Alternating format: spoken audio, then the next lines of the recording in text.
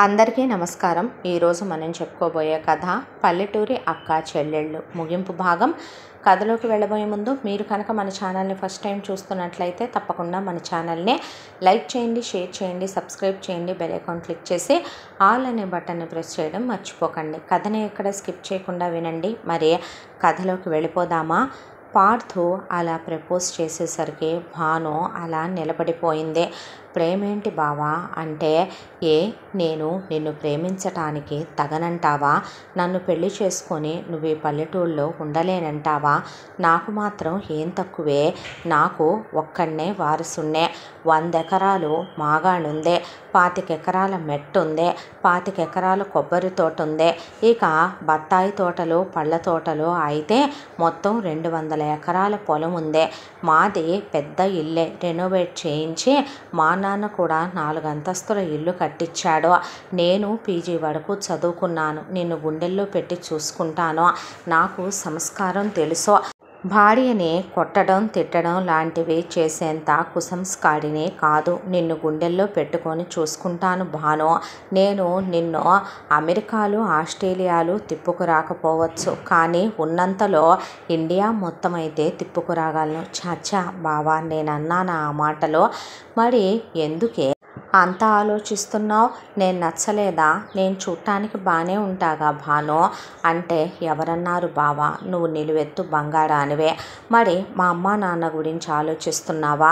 మా నాన్న చాలా మంచోడే. ఎంత మంచోడో తెలుసా?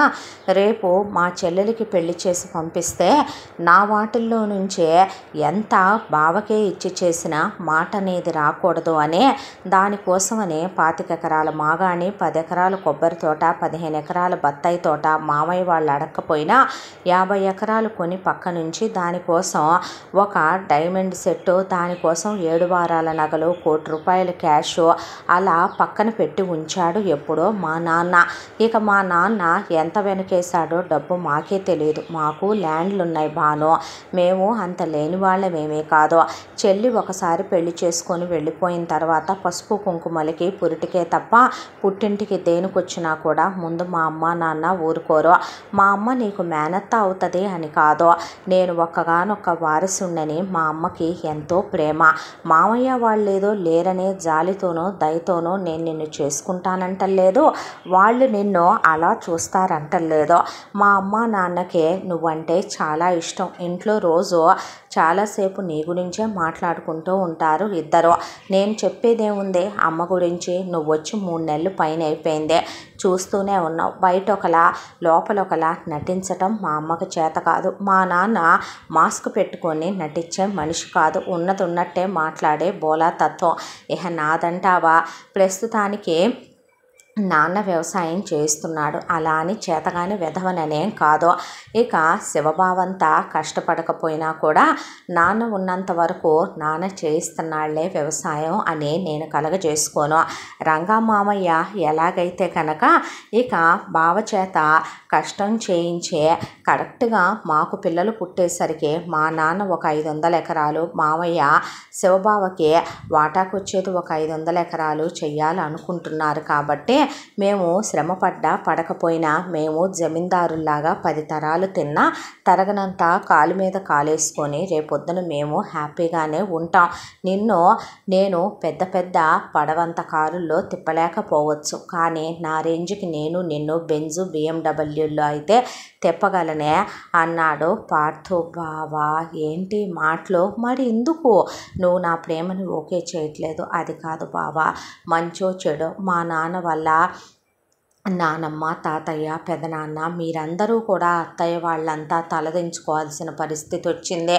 మా నాన్న వల్ల మాటలు పడాల్సిన పరిస్థితి వచ్చింది. అక్కడ మా నాన్న ఏ రోజు ప్రశాంతంగా సంతోషంగా లేడు. కన్నవాళ్ళని, తోబుట్టువుల్ని బాధ పెట్టాననే నరకంతో నలిగిపోతూనే గడిపాడు జీవితం అంతా. మా అమ్మ చాలా అహంకారి. ఆ అహంకారం నాకు రాకూడదు అనే దాంతోనే చిన్నప్పటి నుంచే మా మేనమామ భార్య దుర్గత్తయ్య నన్ను సంస్కారం, విలువలు, ప్రేమలు, అభిమానాలు, ఆత్మీయతలు నేర్పించి పెంచిందే. ఇప్పుడు మా నాన్న ఒకానొక రోజు ఏదైతే మా అమ్మ విషయంలో ప్రేమించి పెళ్లి చేసుకొని తప్పు చేశాడో, ఇంట్లో వాళ్ళకి చెప్పా పెట్టకుండా అలా వెళ్ళిపోయాడో, ఇప్పుడు మళ్ళీ మనం ప్రేమించుకుంటున్నామని తెలిస్తే తాతయ్య నానమ్మ ఏమనుకుంటారో, పెదనాన్న వాళ్ళ అత్తయ్య వాళ్ళు ఏమనుకుంటారా అని ఆలోచిస్తున్నాను. ఇందులో తప్పేముందే? ఆ రోజు వాళ్ళ దాన్నే మన దానికి నువ్వు ఎలా అటాచ్ చేసి మాట్లాడతావో, ఆ రోజు మీ అమ్మ పరాయి వ్యక్తి అయినా మామయ్య ప్రేమించాడని ఏ రోజు తాత కానీ అమ్మమ్మ కానీ మామయ్య కానీ కాదనలేదురా భాను. నీకో విషయం చెప్పనా? మామయ్య డిగ్రీ చదువుకోవటానికి వచ్చినప్పుడే నేను మీ అమ్మని ఇష్టపడుతున్నాను అని చెప్పుంటే గౌరవప్రదంగా పెద్దరికంగా వచ్చి మాట్లాడి మరీ వాళ్ళిద్దరికీ వివాహం జరిపించి ఉండేవాళ్ళు. అలాంటిదే ఆ నిజం దాచాడు. ఈ కల్లా కపటం ఎరగని పల్లెటూరి ఆడపిల్లలు ఎక్స్పెక్టేషన్స్ పెంచేసుకుంటారు కదా. అలా ఒక అమ్మాయితో సంబంధం అనుకుంటున్నామంటే సరే అన్నాడనే, మామయ్య ఏదో పీజీ చేస్తానన్నాడని వాళ్ళల్లుడు ఎక్కువ చదువుకుంటే వాళ్ళకు గర్వకారణమని 2 ఏళ్ళు వాళ్ళ అమ్మాయిని వాళ్ళు ఆపు కూర్చున్నారు.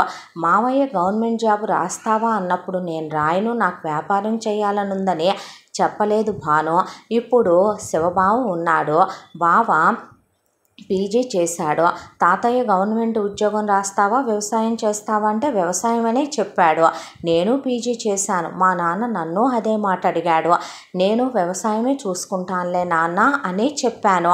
అలాగే ఆ రోజున కూడా అడిగినప్పుడు నాకు వ్యాపారం చేయాలని ఉందే అనే మాట అనలేదంట. అనకుండా అది దాచిపెట్టాడు. ఆ తర్వాత 2 ఏళ్ళు ఆవిడ్నే మీ నాన్న కోసమే ఆపారు. తర్వాత తిరిగి వచ్చాడు. పెళ్లి చూపుల్లో నచ్చిందా అని 10 సార్లు అందరూ అడిగినా నచ్చిందనే చెప్పాడు. తప్పు కదో. ఆ తర్వాత ఎంగేజ్మెంట్ విషయంలోనూ ఇష్టపడే గుళ్ళో దేవుడు ముందు ఉంగరాలు మార్చుకుంటే సగం పెళ్ళి అయిపోయినట్టు కదా. అంతా జరిగిన ఒక ఆడపిల్లని ఎవరు చేసుకుంటారో? ఆ అమ్మాయి ఎక్స్పెక్టేషన్స్ ఎంత పెంచుకొని ఉంటుందే, వాళ్ళ కుటుంబం ఎన్ని ఆశలు పెట్టుకొని ఉంటారో. శుభలేఖలు కూడా పంచాక 4 రోజుల్లో పెళ్ళుందనగా అలా చేసి వెళ్ళకూడదు కదో. కానీ మనం అలా కాదు కదా. నువ్వు నా మామయ్య కూతురువే, నీకు నాకు రక్త సంబంధం ఉంది, నువ్వు నాకు వరస అవుతావు. మా అమ్మ నాన్న నిన్నెలా కోడలుగా కాదనుకుంటారా?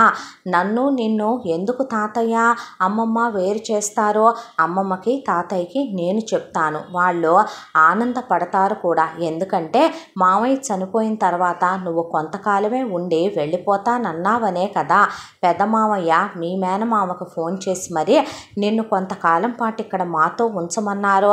అలా కాకుండా నువ్వు నన్నే పెళ్లి చేసుకొని అమ్మమ్మ తాతయ్య కళ్ళ ముందే, పెదనాన్న పెద్దమ్మ కళ్ళ ముందు మా ఇంట్లో నువ్వు తిరుగుతూ ఉంటే మా ఇంటి కోడలుగా నా భార్యగా తాతయ్య అమ్మమ్మ సంతోషించరా? అది కాదు బావా, నీకు ప్రాబ్లం అదే అయితే గనక నేను మాట రానివ్వనురా. నిన్ను తప్ప ఆ పంచభూతాల సాక్షిగా, నా తల్లిదండ్రుల సాక్షిగా, నా ప్రేమ సాక్షిగా నా మీద ఒట్టేసి ప్రమాణం చేసి చెప్తున్నాను. ఈ గుళ్ళో ఉన్న దేవుడు చాలా పవర్ఫుల్ అంట. ఆయన మీద ఒట్టేసి ఏది కోరుకున్నా ఇస్తాడంటారు. నేను నిన్నే కోరుకున్నాను, ప్రమాణం చేసి చెప్తున్నానురా. నిన్ను తప్ప వేరే ఎవరిని నేను చేసుకోనంటే చేసుకోను. నువ్వే నా ప్రాణం, నువ్వే నా సర్వస్వం భాను. ఐ లవ్ యూ రా భాను అని ఆ అమ్మాయి వేలికి ఉంగరం పెట్టి కౌగిలించేసుకున్నాడు లేచి పార్థో. దాంతో ఆ అమ్మాయి కూడా దగ్గరికి తీసుకొని ఐ లవ్ యూ టూ అని పార్థు ప్రేమని ఆ అమ్మాయి ఆమోదించింది. అక్కడి నుంచి ఇద్దరు ప్రేమించుకోవటం మొదలుపెట్టారు. పార్థు, నువ్వు పెళ్ళైన తర్వాత కూడా ఇలాగే జోకులు వేస్తానన్నావు అనుకో, నువ్వు పెళ్ళైన తర్వాత ఇలాగే పార్థు అని పేరు పెట్టి పిలుస్తానన్నావు అనుకో, ఏంటయ్యా గొప్ప, పేరు పెట్టి పిలవకూడదా? ఏం చేస్తాం, ఎంత పెద్ద కొమ్ములు తిరిగిన మగాడైనా ఎవరో ఒక ఆడదాని ముందు వంగిపోవలసిందే లేవే. అబ్బచ్చా, మరే నువ్వు అనొచ్చు ఏమి అని, నేను అనకూడదు, నువ్వు అనవే ఒరే అని ఎవరొద్దన్నారు? ప్రతి మగాడు కూడా బయట మీసం మెలేసి పడగదిలోకి వెళ్ళాక పెళ్ళాం పాదాలు పుచ్చుకునేవాడేలే. కానీ ఆ రామయ్య తండ్రంట అరణ్యవాసానికి వెళ్ళినప్పుడు సీతమ్మ రాళ్లల్లో నడవలేకపోతోందని సీతమ్మని ఎత్తుకొని మరీ అంత రాజకుమారుడు అయ్యుండి ఆయన ఆవిడ్ని నడిపించలేక మోసుకుంటూ వెళ్ళాడంట. అదే రామయ్య అలసిపోయి పడుకుంటే సీత వచ్చి కాళ్ళు ఒత్తుతావా అని సరదాగా అడిగితే ఎంతైనా రాజకుమారి కదో, అలాంటివి నాకు చేత కాదు స్వామి అందంట.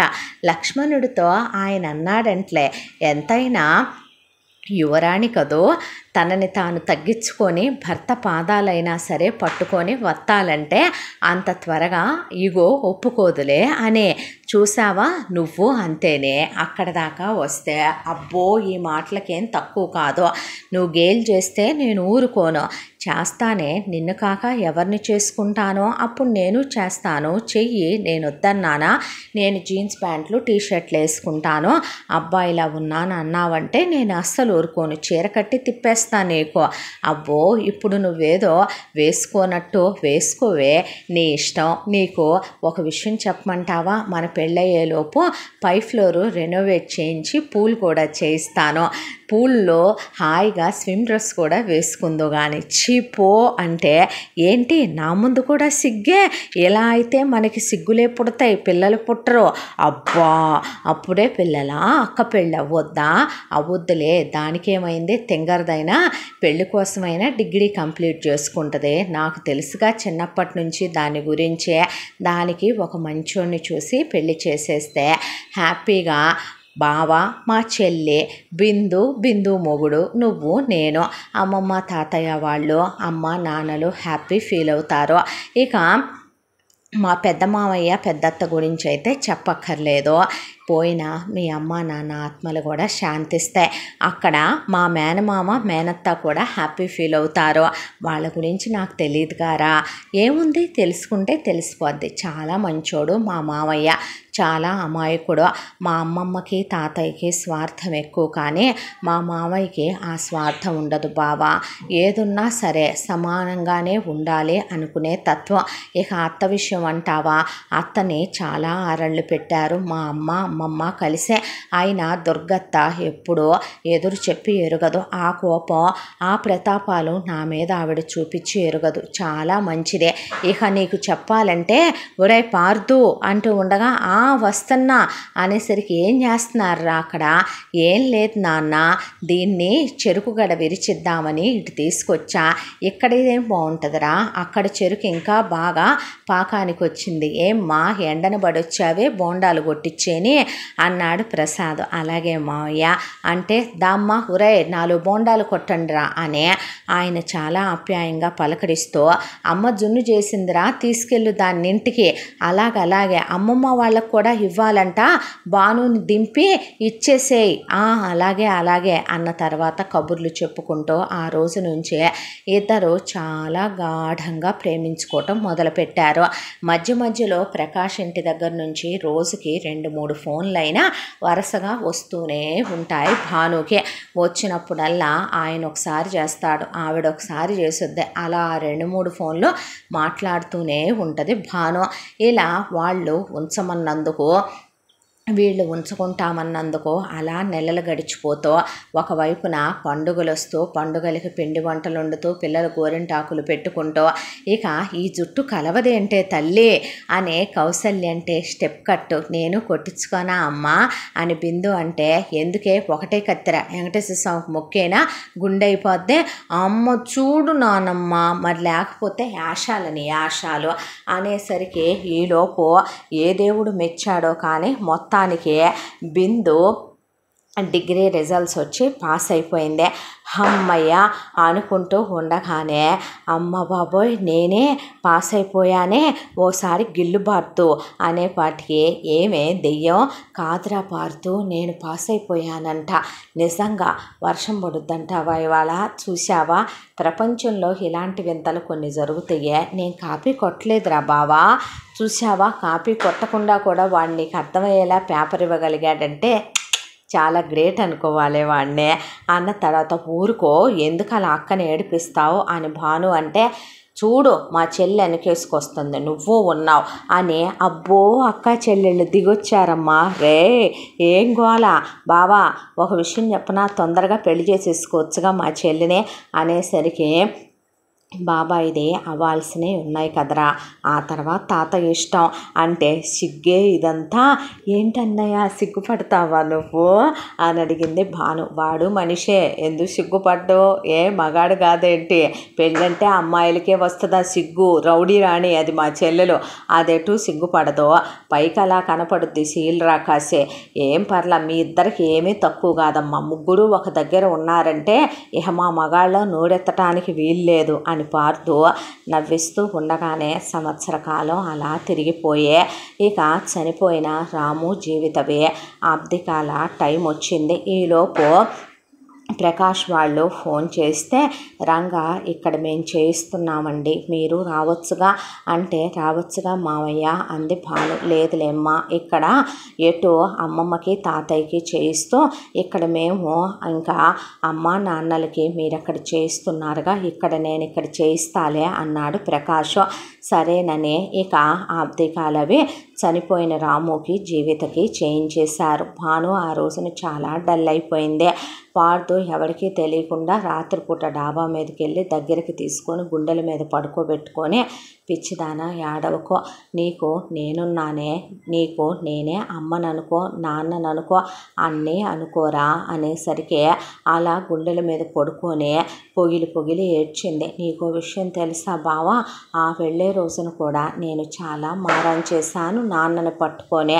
నాన్న షాపింగ్కి వెళ్దాము అని అడిగాను, అడిగితే అలాగే ఈవినింగ్ వచ్చాక తీసుకెళ్తాను బంగారు తల్లి అన్నాడు. ఏంటో అంతా కళ్ళ ముందు వింతగా జరిగిపోయినట్టు నవ్వుతూ వెళ్ళిన మనుషులు శవాలై తిరిగొచ్చారు అని ఏడిస్తే దగ్గరికి తీసుకొని పార్దు కళ్ళల్లో కూడా నీళ్లు తిరిగిపోయినాయి. ఆ తర్వాత భానుకి పుట్టినరోజులు చేయటం, ఇంట్లో పండుగలకి భానుకి లంగా ఓణీలు సుమతి కొనటం, కౌసల్య నగలేసుకోమంటాం, ఒకవైపున వల్లి వచ్చి సరదాగా వీళ్లతో కూర్చొని కబుర్లు చెప్పటం. అందరూ మంచివాళ్లే, అందరివి మంచి మనసులే. ఇక్కడ ఇంత గొప్ప నాన్న ఇన్నాళ్ళు ఇంత మంచి అట్మాస్ఫియర్ని పోగొట్టేసుకున్నాడేమో అనిపించేది భానుకి కూడా. ఆ తర్వాత ఇక రోజులు గడిచిపోతూ ఉంటే ఎటు చనిపోయిన రాముదే ఆబ్దికం కూడా అయిపోయింది కాబట్టి వల్లికి శివకి పెళ్లి ముహూర్తాలు పెట్టిస్తే పోద్దే అని అనుకుంటూ ఉండగానే ఇక పెళ్ళిళ్ళ పేరైని పిలిపిస్తే ఆయన వచ్చి, ఎంతో దూరంలో కూడా లేదండి, ఒక నెల రోజుల్లో నిశ్చయితాంబూలాలు మార్చుకుంటే గనక మీకు గుళ్ళో ఉంగరాలు మార్చుకోవటం ఆనవాయితీ కదా, అయిపోయిన తర్వాత మరి ఇంకొక నెల రోజుల్లోనే వాళ్ళకి పెళ్లి ముహూర్తం ఉంది, అయిపోతే కనుక ఇక శుభస్య శీఘ్రంగా హ్యాపీగా పెళ్లి చేసేయచ్చు అని చెప్పాడు ఆయన. సరేనని అదే ఖాయం చేసుకున్నారు. ఎంగేజ్మెంట్కి ఆడవాళ్ళు నగలు బయటికి తీసి హడావిడిగా నగలన్నీ మెరుపులు పెట్టించి కొనాల్సిన కొత్త నగలు కొన్ని కంసాలని పిలిచి పురమాయించి వాళ్ళ హడావిడిలో ఉంటే ఇక పక్కనే ఉన్న టౌన్కి వెళ్ళి పట్టు చీరలు, దానికి తోడు ఇక మగ్గం వర్కులు, బ్లౌజులు, ఈ ఆడాళ్ళు ఒక దగ్గర ఉన్నారంటే అదే హడావిడి కదా. ఇక మరొక వైపున బావా ప్యాంటు షర్ట్లు ఇవ్వకు, మరీ కాకపోతే ఆన్లైన్లో కొనుక్కోవచ్చుగా అన్నాడు పార్దు. తాత ఇష్టం అనేసరికి, మాయ నీ జీవితం అంతా నాన్న ఇష్టమని తాత ఇష్టం, ఇప్పుడు వీడు బయలుదేరాడు అనేసరికి నీదెవరిష్టం రా అన్నాడు రాఘవరావు. నీ ఇష్టమే తాత, నీ కాదన్నానా, పర్వాలేదులే ఒక్కటైనా ఉంచావు ఈ తాతయ్య మీద గౌరవంతో, ఆడు చెప్తున్నాడుగా బొట్టికి వెళ్దాం రా అని చెప్పి శివను పట్టుకెళ్ళి ఎంగేజ్మెంట్ డ్రెస్ ఇద్దరిది మ్యాచింగ్ అయ్యేలాగా డిజైన్ చేయించారు. చాలా గ్రాండ్గా గుళ్ళో 100 మంది మధ్య నిశ్చయితాంబూలాలు మార్చుకొని ఉంగరాలు మార్చుకున్నారు వల్లి శివ. లగ్న పత్రిక రాసేశారు, శుభలేఖలు హచ్చైపోతున్నాయి. ఇక 4 వారాల్లో పెళ్ళి ఉంది. ఆ పెళ్ళి ఒకటే హడావిడి. ఆ తర్వాత ఇక శివకి వల్లికి ఒకవైపున పెళ్లి హడావిడి, ఒకవైపున పార్దు భానుని ఆట పట్టించడం.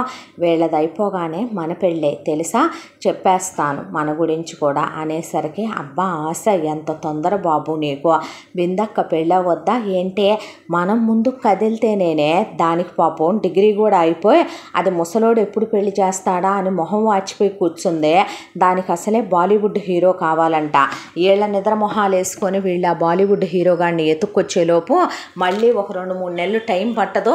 అసలే మన పెళ్ళిళ్ళ పేరయ్య డెడ్ స్లో అని మన ఊరంతా పేరే తల్లే, నన్నేనా బాబు అంటే అలా కాదు, అర్థమైంది బాబు. కొంతమంది ఎలా అంటే అయ్యా ఎదురుగానేమో తాతగారు, మామయ్య గారు, పెదనాన్నగారు అని వెనకమాల వాడు వీడు అంటారే, దానికి ఏం తక్కువ కాదు పార్దు నువ్వు. మిమ్మల్ని నేను ఎప్పుడు వాడు వీడు అనలేదండి అనేసరికి, ఛీ ఎప్పుడు అందరితో ఏదో ఒకటి పెట్టుకుంటావు నువ్వు అని భాను అన్న తర్వాత ఇక ఈ సందళ్ళ మధ్యనే శివకి వల్లికి పెళ్ళైపోయింది. అయిపోయిన తర్వాత ఫస్ట్ నైట్ ఏర్పాట్లు. వల్లికి ఓ తెగ నలుగులు పెట్టి స్నానాలు చేయిస్తుంటే వామ్మో అంటే ఏమనుకుంటున్నా మన లేడీస్ అలా కనపడతాయి అంతే, మంచి మసాలా బ్యూటీలు అన్నీ అనేసరికి, నీ శోభనం రోజు ఏమైంది వదినా, నీ శోభనం రోజు ఏమైంది అక్క అని మాట్లాడుకుంటే, అవ్వా ఏ సర్టిఫికెట్ మాటలు, మరేంటి తక్కువ తింటారు అనుకుంటున్నావా, సిటీలో వాళ్ళు కనపడతారు అంతేనమ్మా, మన విలేజ్ బ్యూటీలు కనపడవే అన్న తర్వాత, బావా ఏంటి హడావిడి అంటే, నోరు ముయిరా అనేసరికి, ఎల్లు బావా ఎన్నాళ్ళుగా తాతయ్య వర్జినిటీలు కోల్పోనివ్వకుండా నిన్ను నన్ను జాగ్రత్తగా కాపాడుకుంటూ వచ్చాడు. వెళ్ళి మా చెల్లి దగ్గర అది కోల్పోయి వస్తే వీళ్ళు హ్యాపీ ఫీల్ అవుతారు. అదేంటి అన్నయ్య హనీమూన్కి వెళ్ళట్లేదా అంది భాను. వెళ్తున్నాను భాను, మన ఫ్యామిలీలో నేనే ఫస్ట్ హనీమూన్కి వెళ్తుంది అంటే, అవునా ఎక్కడికి, ఊటీ కొడైకెనాల్ తాతయ్య ఫిక్స్ చేశాడు. అవునా అన్నయ్య అంటే అన్నాడు శివ. అంత సిగ్గుపడుతున్నావేంటి అన్నయ్య అంది భాను. అంటే ఒరే అన్నయ్య లోపలికి వెళ్ళి ఏం చేయాలో తెలుసుగా అంది బిందు. లేదే నువ్వు వచ్చి నేర్పు, వీడియోది మా ఇద్దరి మధ్యలో నువ్వు పడుకో అన్నాడు శివ. ఏం చేద్దాం, రేపు అస్సలు ఆగట్లేదుగా, ముందు దీనికి పెళ్లి చేస్తే కానీ కంగారు పోదు అంటే, సరేలే సంబడం, చదువు అన్నారు, చదువు అయిపోయింది డిగ్రీ, కదులుతున్నారా ముసలోళ్ళు, ఎవరిని మమ్ముల్నేనేమే అన్నారు రాఘవరావు సుమతే. మరి మిమ్ముల్నే అది వయసుకు వచ్చానని మీకు గుర్తు చేస్తుంది అంటే, నేను అదే చెప్తున్నా తాతయ్య, దీనికి తొందరగా ముక్కు తాడేస్తే గోల అయిపోద్దని అన్నాడు పార్థు. అనేసరికి చేసేద్దాంరా ఇంకెందుకు లేటు అనేసరికి, లేవండి పద బావా టైం అవుతుంది అంది వల్లి పాల గ్లాస్ తీసుకొని. చూసావా బావా అది పడాల్సిన సిగ్గు కూడా నువ్వు పట్టవే, ఎల్లు బావా జయప్రదంగా వర్జినిటీ కోల్పోయి రా, హ్యాపీగా హనీమూన్కి వెళ్ళు, ఇక్కడి నుంచి మళ్ళీ దీన్ని ఇలా చూడలేవేమో, ఓ ఫోటో తీసుకో, ఇక్కడి నుంచి ఇది సున్నుండలు నేతిగారులు నేతరిసెలు తిని జస్ట్ అలా ఒక సంవత్సరం తిరిగి వచ్చేసరికి మెమ్మల తర్వాత జస్ట్ అట్లా ఒక ఇద్దరు పుట్టేసరికి మా అమ్మమ్మల చక్కగా తయారవుద్ది దిట్టంగా ఒక 100 కిలోలకి. ఏంట్రా నాయముడు పడ్డావు అంది వల్లి. ఏం లేదే, నీకు నీ నోటికి ఎవరూ తాళం వేయలేరుగా అందుకే అన్నాడు పార్దు. పో అన్న తర్వాత గదిలోకి పంపించారు. అలా వాళ్ళ ఫస్ట్ నైట్లు అయిపోయినాయి. ఆ తర్వాత వాళ్ళు హనీమూన్లకి వెళ్ళటం రావటం కూడా అయిపోయింది. అప్పటికే దాదాపు అటు తిప్పి ఇటు తిప్పి ఇక భాను వచ్చి కూడా సంవత్సరం మీద 4 నెలల కాలం అలా గడిచిపోకుంటూ వెళ్ళిపోయింది. వల్లి ఇక్కడికి కోడలుగా అడుగు పెట్టింది. వీళ్ళతో పాటు సరదాగా కలిసిపోయి ఉండటం తప్ప చేసేదేముంది కొత్తగా. ఇకేదో వంటగదుల్లోకి వెళ్ళటానికైనా ఒకవైపున సుమతి వండుద్ది, ఒకవైపున కౌసల్య వండుద్ది. అటు నుంచి పుట్టిల్లు ఊళ్ళోనే కాబట్టి రోజుకోసారి అటు ఇటు తిరుగుతూ ఉంటారు వల్లి వాళ్ళు. ఏమైనా కొత్తగా కోడలయ్యిందా, మేనగోళ్లేగా సరదాగా సాగిపోతోంది సంతోషంగా వాళ్ళ కాపురం. శివ మాత్రం అప్పుడే పిల్లలొద్దులే, ఒక 2-3 సంవత్సరాలు గ్యాప్ తీసుకొని కందామని వాళ్ళు మాట అనుకున్నామని కూడా పెద్దవాళ్ళతో చెప్తే సరేలేయ్యా మీ ఇష్టం అన్నారు. అలాంటి విషయాల్లో కలుగజేసుకొని లేకిగా వెంటనే పిల్లల్ని కనాలి, సంవత్సరంలోనే మీరు పిల్లల్ని కని మా మొహాన్ని వేయాలి అనే రకాలు వాళ్ళు కాదు. వాళ్ళు చిన్న చిన్న సంతోషాలేదో వాళ్ళకుంటాయి అనే దాంతో వాళ్ళు అసలు ఇలాంటి విషయాల్లో కలుగజేసుకోలేదు. ఇలా రోజులు గడిచిపోతూ ఉండగా ఇక ఒక రోజున బిందుకి ఎటు వీళ్ళు సంబంధాలు ఇక చూసేటట్లు లేరులే, ముందు తమది కదిలించకపోతే కుదిరే మాట కాదులేమనమని పార్థు భానుతో నేను రేపు సాయంత్రమే తాతయ్యతో మాట్లాడదాం అనుకుంటున్నానే అనేసరికి అక్కకి సంబంధం చూసిందా కాగు ఏ బే ముసలోడికి అస్సలు ఆ ధ్యాస పట్టట్లేదమ్మా, పక్కన ముసలిది ఉంది కదా రొమాన్స్లో మునిగిపోతున్నాడు తాత అనేపాటికి తాతే ఎవరి పెళ్ళాలతో ఎవరు రొమాన్సులు చేసుకోకుండానే ఎంతమంది పుడతారంటావు అనేసరికి ఇక మా నాన్న ఉన్నాడంటే తాతయ్య ఏం చెప్తే దానికి డూడు బసవన్లా తలోపటం, రంగమావయ్య ఉన్నాడంటే ఇక తాతయ్య గీసిన గీత దాటకుండా ఉండటం, ఇక కౌసల్య ఎత్తుందంటే ఎంతసేపు అమ్మమ్మ ఏది చెప్తే దానికి ప్రిపరేషన్లు వంటల్లో మునిగిపోవటం, మా అమ్మది అదో లోకం మా నాన్నది అదో ప్రపంచం, ఇక మా చెల్లిను శివవా బావా అంటావా మునిగిపోయి ఉన్నారు రొమాన్సుల్లో కొత్తగా పెళ్ళయింది కాబట్టి, ఇలా ఉంటే ముందు కదలదరా వ్యవహారం అన్న తర్వాత నీ ధైర్యానికి చెప్పుకోవాలి, మరి ధైర్యం మా ఇంటి పేరే అలా పెంచాడు మా నాన్న నన్ను అనేసరికి నెక్స్ట్ డే ఇక ఓ తెగ రెడీలు అవుతుంటే స్నానం చేసి క్రాఫ్ట్ చేయించుకొచ్చాడు, నలుగులేసి స్నానాలు చేశాడు. ఏది తాతయ్య కోసమే ఇదంతా, మరి ముసలోడికి అపీరియన్స్ బాగా కనపడాలి, నిన్ను ప్రేమిస్తున్నానంటే ఇప్పుడు ముసలోడు నన్ను క్వశ్చన్స్ అడుగుతాడు, నువ్వు పిల్లని ఎలా చూసుకుంటావు ఏంటి, సిటీలో పుట్టి పెరిగిన పిల్ల, అసలే బీటెక్ చదివిన పిల్ల, ఇంగ్లీష్ మీడియం చదివిన పిల్ల, మమ్మల్ని అడుగుతాడు మా నాన్న అడుగుతాడు, ఎన్ని చెప్పాలో తెలుసా నీకు అనేపాటికే అదే నేను నిన్ను చేసుకోనంటే నీకు దండం పెడతానే, నువ్వు సరదా కూడా ముసలోడి దగ్గర ముసల్దాని దగ్గర నువ్వు ఆ జోకులు వేయకే అమ్మా, నువ్వు ఆ మాట కనుక అన్నావు అనుకో ఇప్పుడు నన్ను ముసలోడి చేతికర్ర ముసలిది చీపిరి కట్ట తీసుకొని ఎమ్మడి పడితే పెద్దమావయ్య ముళ్ళుగారు తీసుకుంటాడు, మా అమ్మ రోకలు తీసుకుంటుంది, నీకు దండం పెడతానే అంటే పక్క నవ్వింది భాను. ఆ తర్వాత పార్దు ముస్తాబయ్యి మొత్తానికి నువ్వు వెళ్ళు నేను వస్తా అన్నాడు భానునే.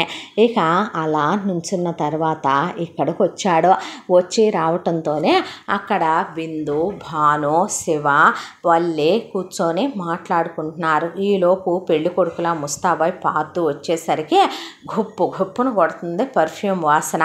ఏరా సీసాలో మిగిలిందా ఇంకా అన్నాడు శివ. లేదు నీ కొడుకు దిప్పుస్తా దాబావా అని శివని ఎక్కిరిస్తూ కూర్చున్న తర్వాత లక్ష్మీ ప్రసాదులు కూడా వస్తే ఏంటి మమ్మీ ఏంటి డాడీ ఇటొచ్చారు, ఏం లేదురా తాతయ్య ఏదో మాట్లాడాలని పిలిపిస్తే వచ్చాములే కానీ అందరం ఇక్కడే ఉన్నాముగా ఏంటి మావయ్య అన్న తర్వాత ఏమీ లేదురా మన పార్దుగాడి పెళ్ళి గురించి అనేసరికి నేను చెప్పకుండానే తెలుసుకుంటారు నా ఫ్యామిలీ అన్ని విషయాలు కూడా, ఐ లవ్ మై ఫ్యామిలీ అని సిగ్గుపడి మెలికలు తిరిగిపోతూ కూర్చున్నాడు పార్దు.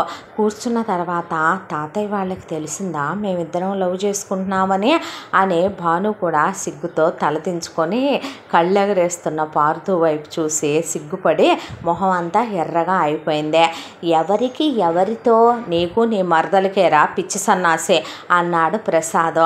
అన్న తర్వాత ఇక ఉలిక్కి పడ్డంత సంబరం అనిపించి ఇక నేను చెప్పేది ఏముంది మామయ్య నీ ఇష్టం నువ్వు ఎంతంటే అంత అన్న తర్వాత ఆగరా ఒక్క మాట కంగారు పడబాకండి మీ అందరూ అని చెప్పిన తర్వాత చుట్టుపక్కల వాళ్ళు రాఘవరావు నువ్వు అడుగు అన్నాక పార్థు అంటే ఆ తాత అన్న తర్వాత నీకు నీ మరదల్ని పెళ్లి చేసుకోవటం ఇష్టమేనా అని అడిగితే ఇష్టమే ఎందుకు ఇష్టం కాదు అదంటే నాకు చాలా ఇష్టం ప్రాణం అమ్మమ్మ అన్నాడు సుమతితో. అన్న తర్వాత సరిపోయింది పో ఇంకా మనమేనమాట ఆలస్యం చేస్తుంది అనేసరికి అందరూ నవ్వుకున్నారు.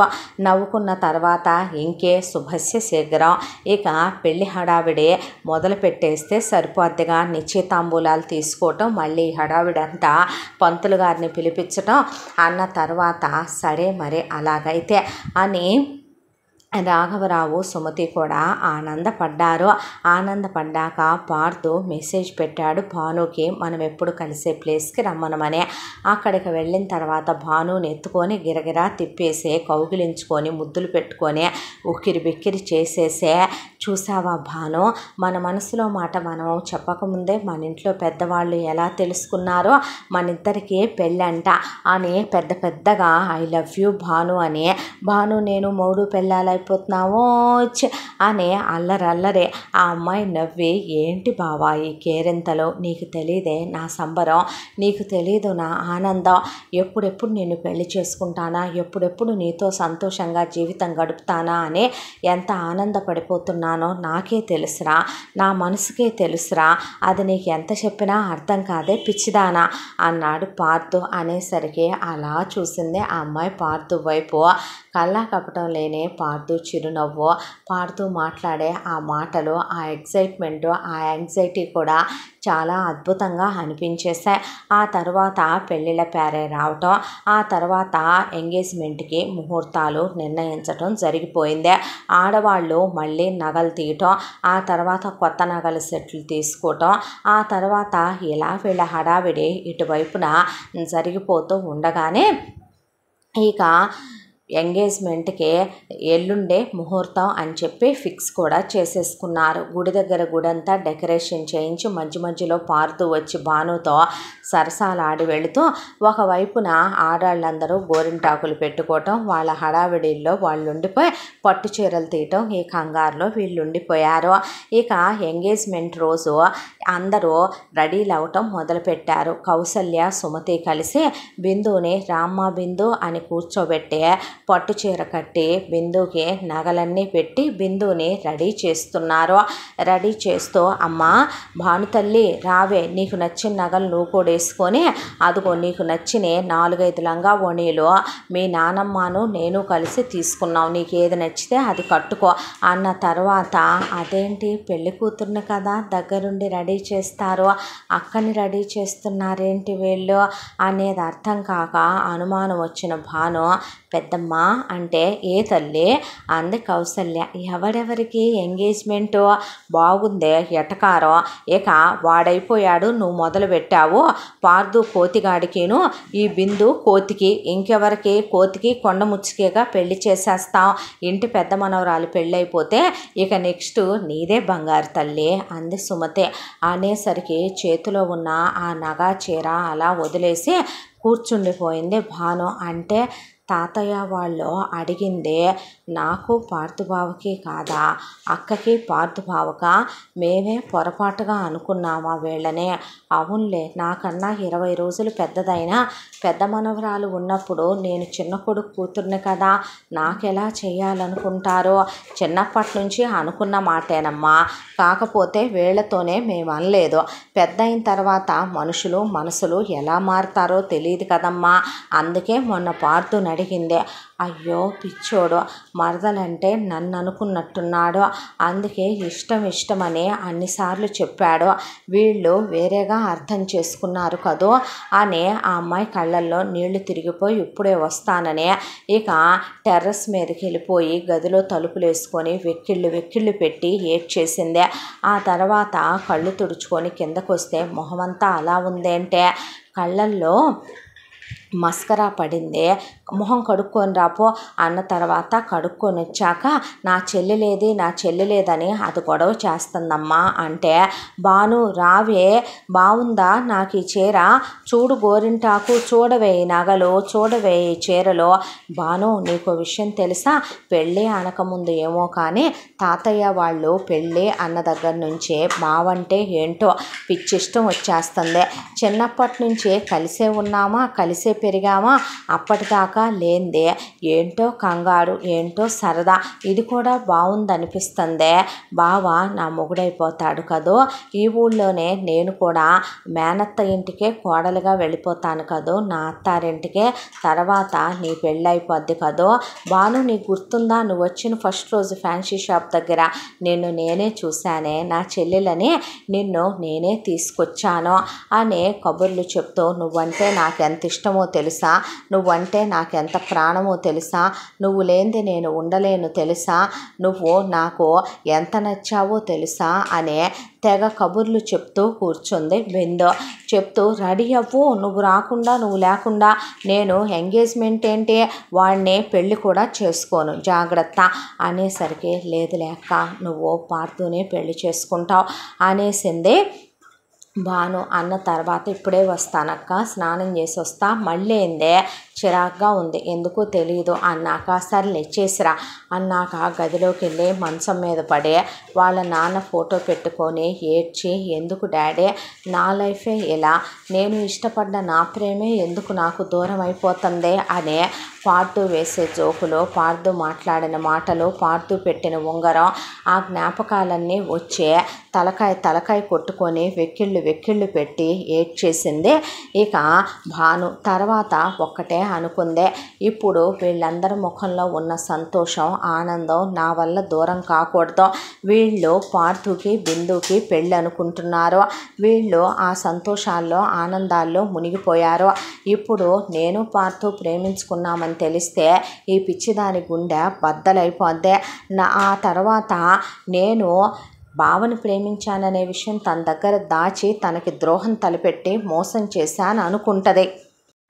చిన్నప్పటి నుంచే అనేసుకున్నారు శివకి, వల్లికి, పార్థుకి, బిందుకి అని. మధ్యలోకి తనే వచ్చిందే, తనే ఇప్పుడు వాళ్ళ ఆశల మీద నీళ్లు చల్లింది అవుతుంది. మళ్ళీ వాళ్ళ నాన్న చేసిన పనే ఇప్పుడు మళ్ళీ తను వాళ్ళందరి విషయంలో ద్రోహం తలపెట్టింది అవుద్ది, మళ్ళీ వాళ్ళ చిరునవ్వుల్ని మాయం చేసింది అవుద్ది. కన్నీళ్లతో తను ఎటూ సంతోషంగా ఉండలేదు పార్థుని చేసుకున్నా కూడా, ఎంత మేనత్త కొడుకైనా కూడా, ఎంత పార్థు తనను ప్రేమించినా అందరి సంతోషాల మధ్య పెళ్లి చేసుకోవాలి కానీ ఎవడి దుఃఖంతోనో తను పెళ్లి చేసుకోకూడదు అనుకొని నిర్ణయించుకొని ఇక ఆ తర్వాత రెడీ అయిందే. రెడీ అయ్యి గుడి దగ్గరికి వెళ్ళిందే. ఓ తెగ సంబరంగా అక్కడికి పార్థు వాళ్ళు వచ్చారు. వచ్చిన తర్వాత ఎదురుగా రంగా కౌసల్య కూర్చున్నారు. చిన్న మామయ్య లేడని పాపం దానికి గుర్తు రాకూడదని పెద్ద మామయ్య వాళ్ళు తాంబూలాలు తీసుకోవటానికి కూర్చున్నారు కావాలా అనుకున్నాడు పార్థు. లగ్న పత్రిక చదవటం మొదలుపెట్టేపాటికి బిందు పేరు తన పేరు చదువుతుంటే నిర్ఘాంతపోయి ఎదురుగా బిందు వచ్చి కూర్చుందే. ఇది ఎందుకింత అలంకరించుకుందా అని ఇందాకటి నుంచి ఎవరి పెళ్ళైనా ఇది ఇలాగే రెడీ అవుద్ది అనుకుంటున్న పార్థు మా ఇద్దరికి పెళ్ళేంటి అని భాను వైపు చూస్తే భాను తల దించేసింది. అంటే దీనికి కూడా తెలిసే ఇది కూడా మెదలకుండా ఊరుకుందా అని లేచి నిలబడిపోయాడు. నువ్వు లేచి నిలబడ్డా, ఇక్కడ నువ్వు ఏదైనా మాట్లాడినా, నువ్వు నోరు విప్పినా, ఈ ఎంగేజ్మెంట్ ఏదైనా బ్రేక్ అయినా, నువ్వు ఉంగరం పెట్టకపోయినా, ఇక్కడ ఏదైనా జరిగినా ఇక్కడికిక్కడే నేను ఇక్కడే ఉన్న దేవాలయం బావిలో దూకి చావటమో లేదంటే ఆల్రెడీ మీ ఎంగేజ్మెంట్కి ముందు హోమం చేశారు అందులో పడిపోతా జాగ్రత్త అని మెసేజ్ పెట్టింది భాను. దాంతో పిచ్చోడైపోయినట్టు కూర్చుండిపోయాడు పార్థు భాను వైపే చూస్తూ. అసలేమీ అర్థం కాలేదు, ఏదో ప్రాణమున్న జీవోత్సవంలాగా అయిపోయే అలా కూర్చున్నాడు. వాళ్ళు ప్లేట్లు మార్చుకున్నారు, నవ్వుకుంటున్నారు, భోజనాలు జరుగుతున్నాయి, 100 మంది జనాలు వచ్చి ఉన్నారు అక్కడ.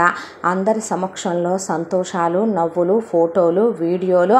ఒకవైపున బిందు తనకి ఉంగరం తొడిగిందే. ఉంగరం పెట్టు ముందు అనే భాను ఆ పక్కనే నుంచోని చెవి దగ్గర అనేసరికి ఒక్కసారిగా భ్రాంతిలోంచి బయటకు వచ్చినట్టు అనిపించి పెట్టరా అన్నాడు రాఘవరావు. అనేసరికి ఏం పెడుతున్నాడో ఎటు పెడుతున్నాడో తెలియకుండా ఉంగరం తొడిగేశాడు. అయిపోయిందనే అక్షింతలు వేసేశారు. పెళ్ళి కరెక్ట్గా ఇంకా 4 వారాలు ఉందనే ఖరారు కూడా అయిపోయింది. పెళ్ళికి ఖరారు కూడా అయిపోయి ఇక పెళ్లి పనులు మొదలు పెట్టుకోండి అన్న తర్వాత బిందు చాలా సంతోషపడిపోతూ సిగ్గుపడుతూ నవ్వుకుంటోంది. భాను ఆ పక్కనే ఉండి బిందుకి కబుర్లు చెప్తున్నట్టు నుంచుంటే అక్కడి నుంచి విసా వెళ్ళిపోయాడు పార్థు. వెళ్ళి ఎప్పుడు మనం కలిసే చోటుకి నువ్వు రా ముందు అనే భానుకి మెసేజ్ పెట్టాడు. ఆ తర్వాత భాను ఇంటికి వెళ్ళి తను వేసుకున్న నగలు చీరలు అన్నీ తీసి నార్మల్ డ్రెస్ వేసుకొని పార్థు రమ్మన్న చోటుకి వెళ్ళి ఏంటి పార్థు అని అడిగేసరికి ఏమే బావ నుంచి పార్థుకు వచ్చేసావే అన్న తర్వాత ఏమీ లేదు. అంటే జరిగిందంతా నీకు తెలిసే నువ్వు మెదలకుండా ఊరుకున్నావా? నాకు తెలీదు, ఇందాకే తెలిసిందే అని జరిగిన విషయం చెప్పిందే. మరి తెలిసినప్పుడు నాకు మెసేజ్ చేయాలి, ఫోన్ చేయాలి, అక్కడ నువ్వు నిలదీసి అడగాలి, పోనీ నేను అడిగేటప్పుడు నన్ను అడగనివ్వాలి అనేసరికి ఏమని అడుగుతావు, ఏమని మాట్లాడతావు, వాళ్ళ సంతోషాల మీద ఏమని నీళ్లు చల్లుదామంటావు, వాళ్ళని ఏమని మళ్ళీ దుఃఖంలో ముంచుదామంటావు? అసలు మీ నాన్న చేసిన తప్పుని ప్రతిసారి నీకు అనువదించుకుంటావు ఎందుకే? నాకు అర్థం కాదు. నీకు ఎలా చెప్తే అర్థమవుతే?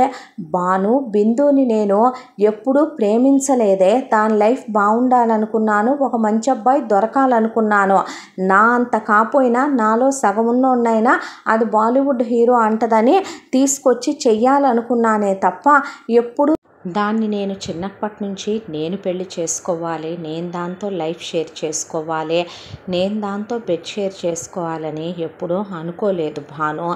ఎందుకో అలాంటి డెసిషన్ ఇంట్లో వాళ్ళు తీసుకుంటున్నప్పుడు మరి నేను ఐ లవ్ యూ చెప్తే, నేను ప్రపోజ్ చేస్తే ఎందుకు ఐ లవ్ యూ టు చెప్పావే? ఎందుకు ఒప్పుకున్నావే? బావా ప్లీజ్ చెప్పేది విను. ఈరోజు కూడా మరి నాకు ఇష్టమని నన్ను పేరు పెట్టి పిలవట్లేదే. బావా బావా అని వస్తుందేమే నీ మనసులో నుంచే. అదేదో అనుకోకుండా వచ్చేసిందిలే. పిచ్చి వేషాలు వెయ్యకో. నేను ఇప్పుడే వెళ్ళి అందరికీ చెప్పేస్తాను. నువ్వు ఇలాగే కనుక వెర్రి వేషాలు వేశావంటే బావా, నేను ఇప్పుడికిప్పుడే ఈ ఊరు నుంచి వెళ్ళిపోతాను. ఆ తర్వాత అబ్రాడ్ వెళ్ళిపోతాను. నేను ఎక్కడికి వెళ్ళింది కూడా కనీసం నీకు ఆచూకీ కూడా దొరకనివ్వను. చచ్చినట్టు అప్పుడైనా నువ్వు బిందుని చేసుకోవాల్సిందే.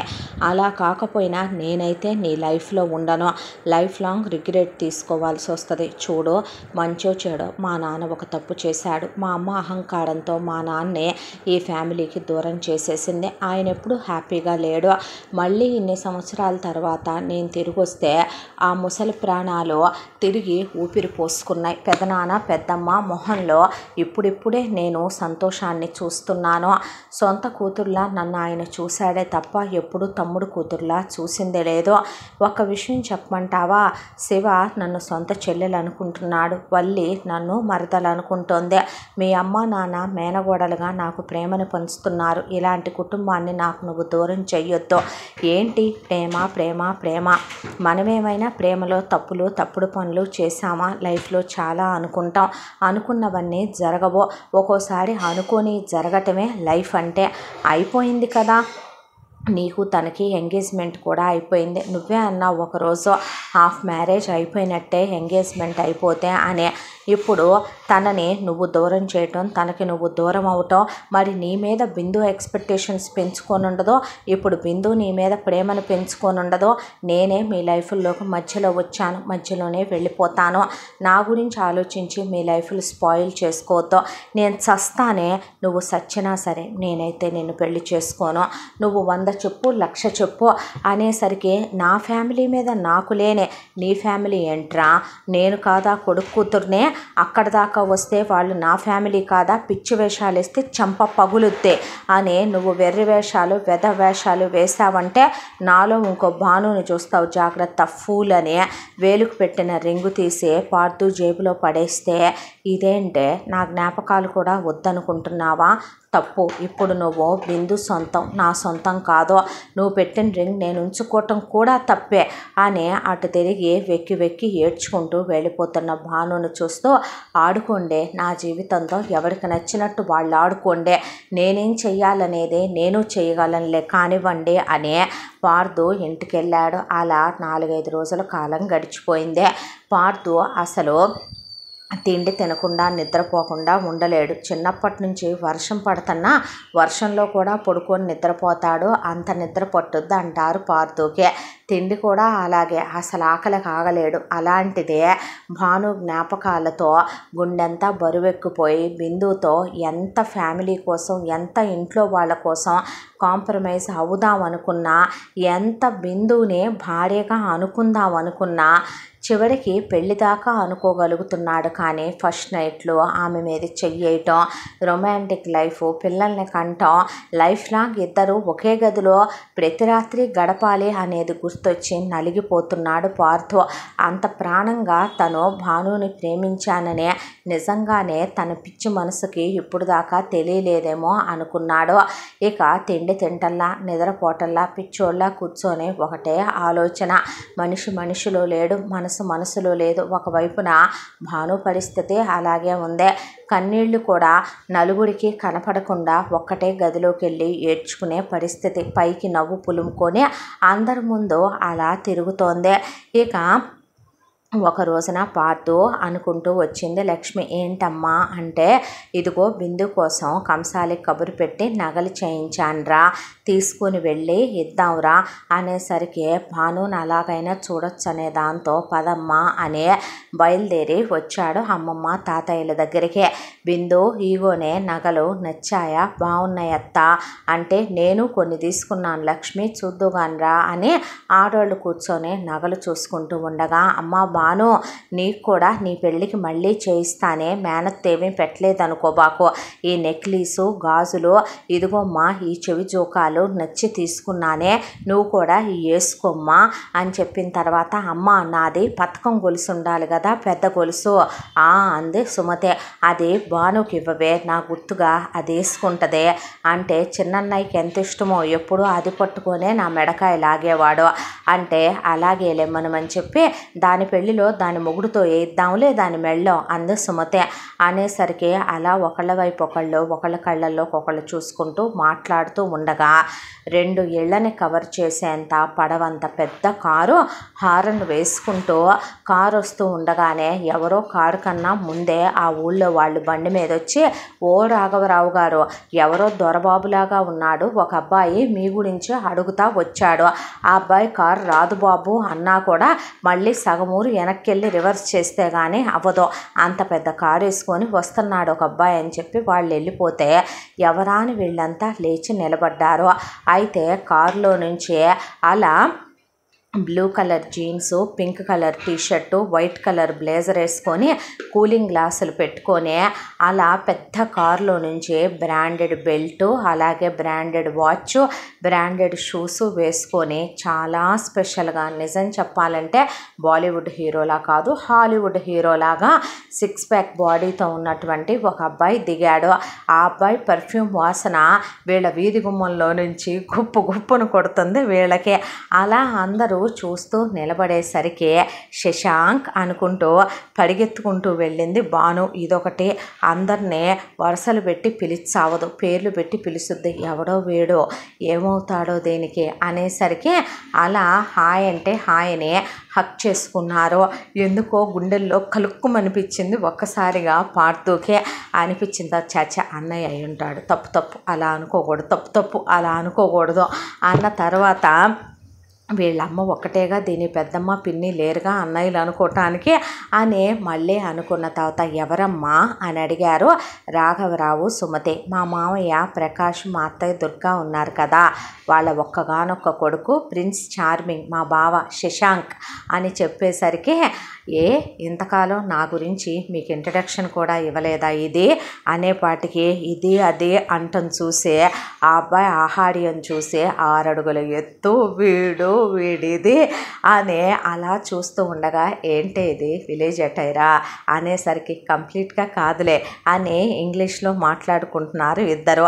ఇక నాతో ఏం సంబంధం దీనికి, ఇది వాడిని చూసి ఏకేకలో పకపకలో, ఏంటి బాబు ఇలా వచ్చావు అంటే, రాకూడదండి, అయ్యయ్యో అలా కాదు బాబు అన్న తర్వాత, మేమే వచ్చి పెళ్ళికి పిలుద్దాం అనుకుంటున్నాం, ఇదిగో మా మనవడు పార్థుకి మా మనవరాలు బిందుకి పెళ్ళి విన్నానండి, పెళ్ళిళ్ళండి మీరే చేసేసుకుంటారా మీ ఇంట్లో, మరి మా ఇంట్లో నా పెళ్ళి ఎవరు చేస్తారో, నా పెళ్ళాన్ని మీరు చేసుకుంటే ఇక్కడ అనేపాటికి వాళ్ళు అలా చూస్తూ, అర్థం కాలేదు బాబు, అవును మరి భానుకి నాకు పెళ్ళవ్వాలంటే భాను రావాలి కావాలి కదండి, మా ఇంట్లో వాళ్ళు మీరేమైనా అనుకుంటారేమో అనే దాంతో అదొచ్చి దాదాపు 1.5 year అయిపోతుంది. మీరు ఇక్కడే ఉంచేసుకున్నారు.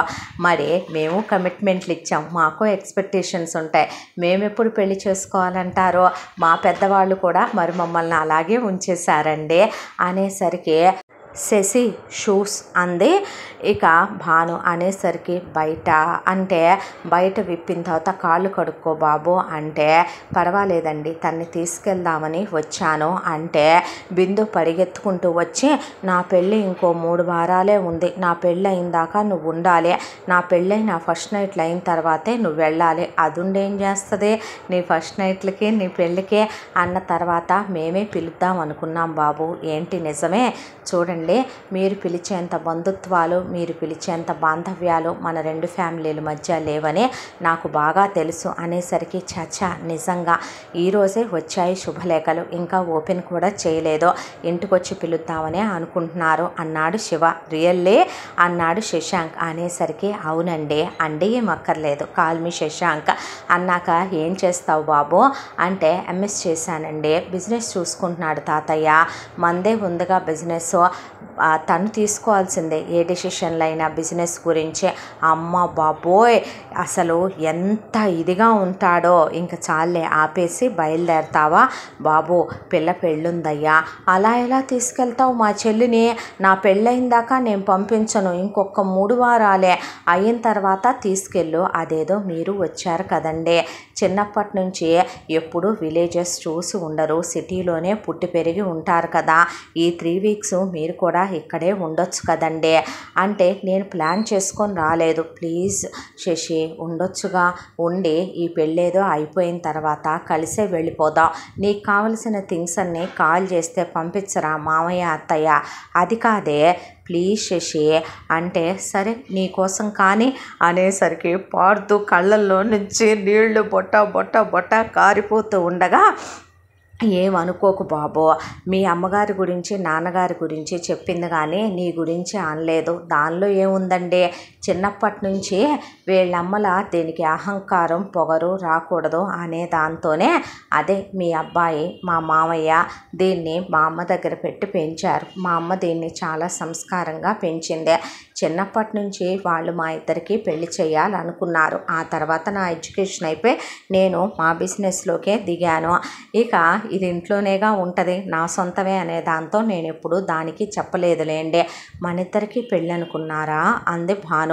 అనుకుంటే మరి ఎవరిని చేసుకొని, నేను వయసులో ఉన్న ఒక అమ్మాయి ఒక అబ్బాయి వరుస అయ్యే వాళ్ళు ఒకే ఇంట్లో ఉంటే ఇంకెవరినో చేసుకునేటట్టయితే మరి నేను ఎవరికి కమిట్మెంట్లు ఇచ్చి ఎవరిని లవ్ చేయలేదు కదే దెయ్యం, నేను ఎప్పుడూ ఆలోచించలేదులే శశి, ఇదేంటి అసలు అంత కూల్గా మాట్లాడుద్దే అని పాడుతూ గుండె మండిపోవటం మొదలైతే సో ఇప్పుడు ఇంకా మ్యారేజ్ టైం కూడా కదా, సో దాంతోనే ఇంకా వీళ్ళ మమ్మీ డాడీ పోయి మా నాన్నమ్మ తాతయ్య పోయి కూడా 1 year అయిందని చెప్పి మ్యారేజ్ విషయం డిస్కస్ చేయకుండా ఆపారు మమ్మీ డాడీ.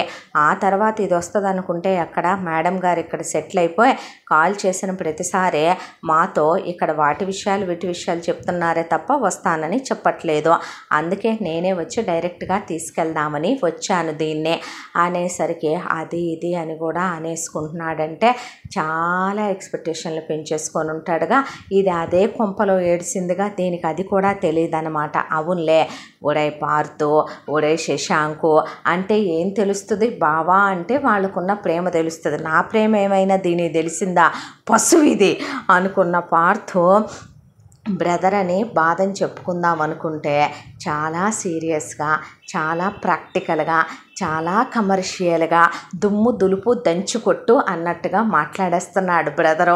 ఇంకేం చెప్పుకుంటాను నా లవ్ స్టోరీ, ఇంకేం చెప్పుకుంటాను నా బాధ నేను అన్నట్టు పాడుతూ అలా శశాంక్ వైపు చూస్తుంటే పరిచయం చేయటం మొదలుపెట్టింది భాను. తాతగారు రాఘవరావు, నానమ్మ సుమతి అంటే వంగి బ్లెస్సింగ్స్ తీసుకోబోతే 100 ఏళ్ళు చల్లగా ఉండయ్యా, పెదనాన్న రంగ, పెద్దమ్మ కౌసల్య అన్నాక ఆయనే ఆవిడే కూడా బ్లెస్సింగ్స్ తీసుకున్నాడు. అత్తయ్య లక్ష్మి, మామయ్య ప్రసాద్ అంటే బ్లెస్సింగ్స్ అయిపోయినాయి. తర్వాత అన్నయ్య శివ, రీసెంట్గానే అయ్యింది పెళ్ళి. వదిన వల్లి హాయ్ అని శివని హక్ చేసుకొని వల్లికి షేక్ హ్యాండ్ ఇచ్చాడు.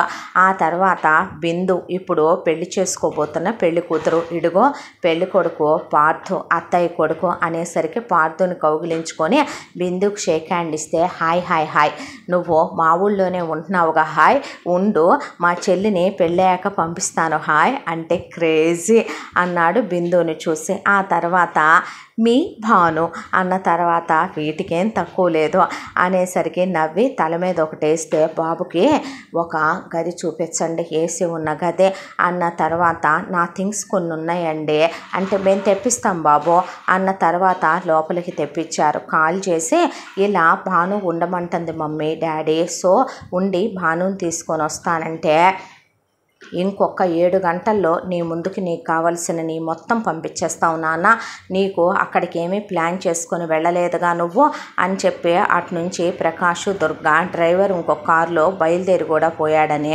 1 గంటలోనే మళ్ళీ ఫోన్ చేసి చెప్పారు. రాజకుమారులాగా వాడుంటే బటుడల్లే ఉన్న నేనెందుకు నచ్చుతాను ఇంక దీనికి అనుకోవటమే కానీ మనకి ఇదిగో ఈ పేడ ముద్దలు సరుసుకొని ఈ పిడకలు కొట్టుకునే బిందు దాంతోనే రాసేసాడేమో దేవుడు అనుకుంటూ దిగుల్లో మునిగిపోయాడు ఒకవైపున పార్థు. ఇక ఆ తర్వాత డ్రైవర్ రావటం, ఆ అబ్బాయికి సంబంధించిన బట్టలు థింగ్స్ అన్నీ ఇవ్వటం, నీ హెల్ప్ చేయనా మిస్టర్ శశాంక్ అని భాను అంటాం.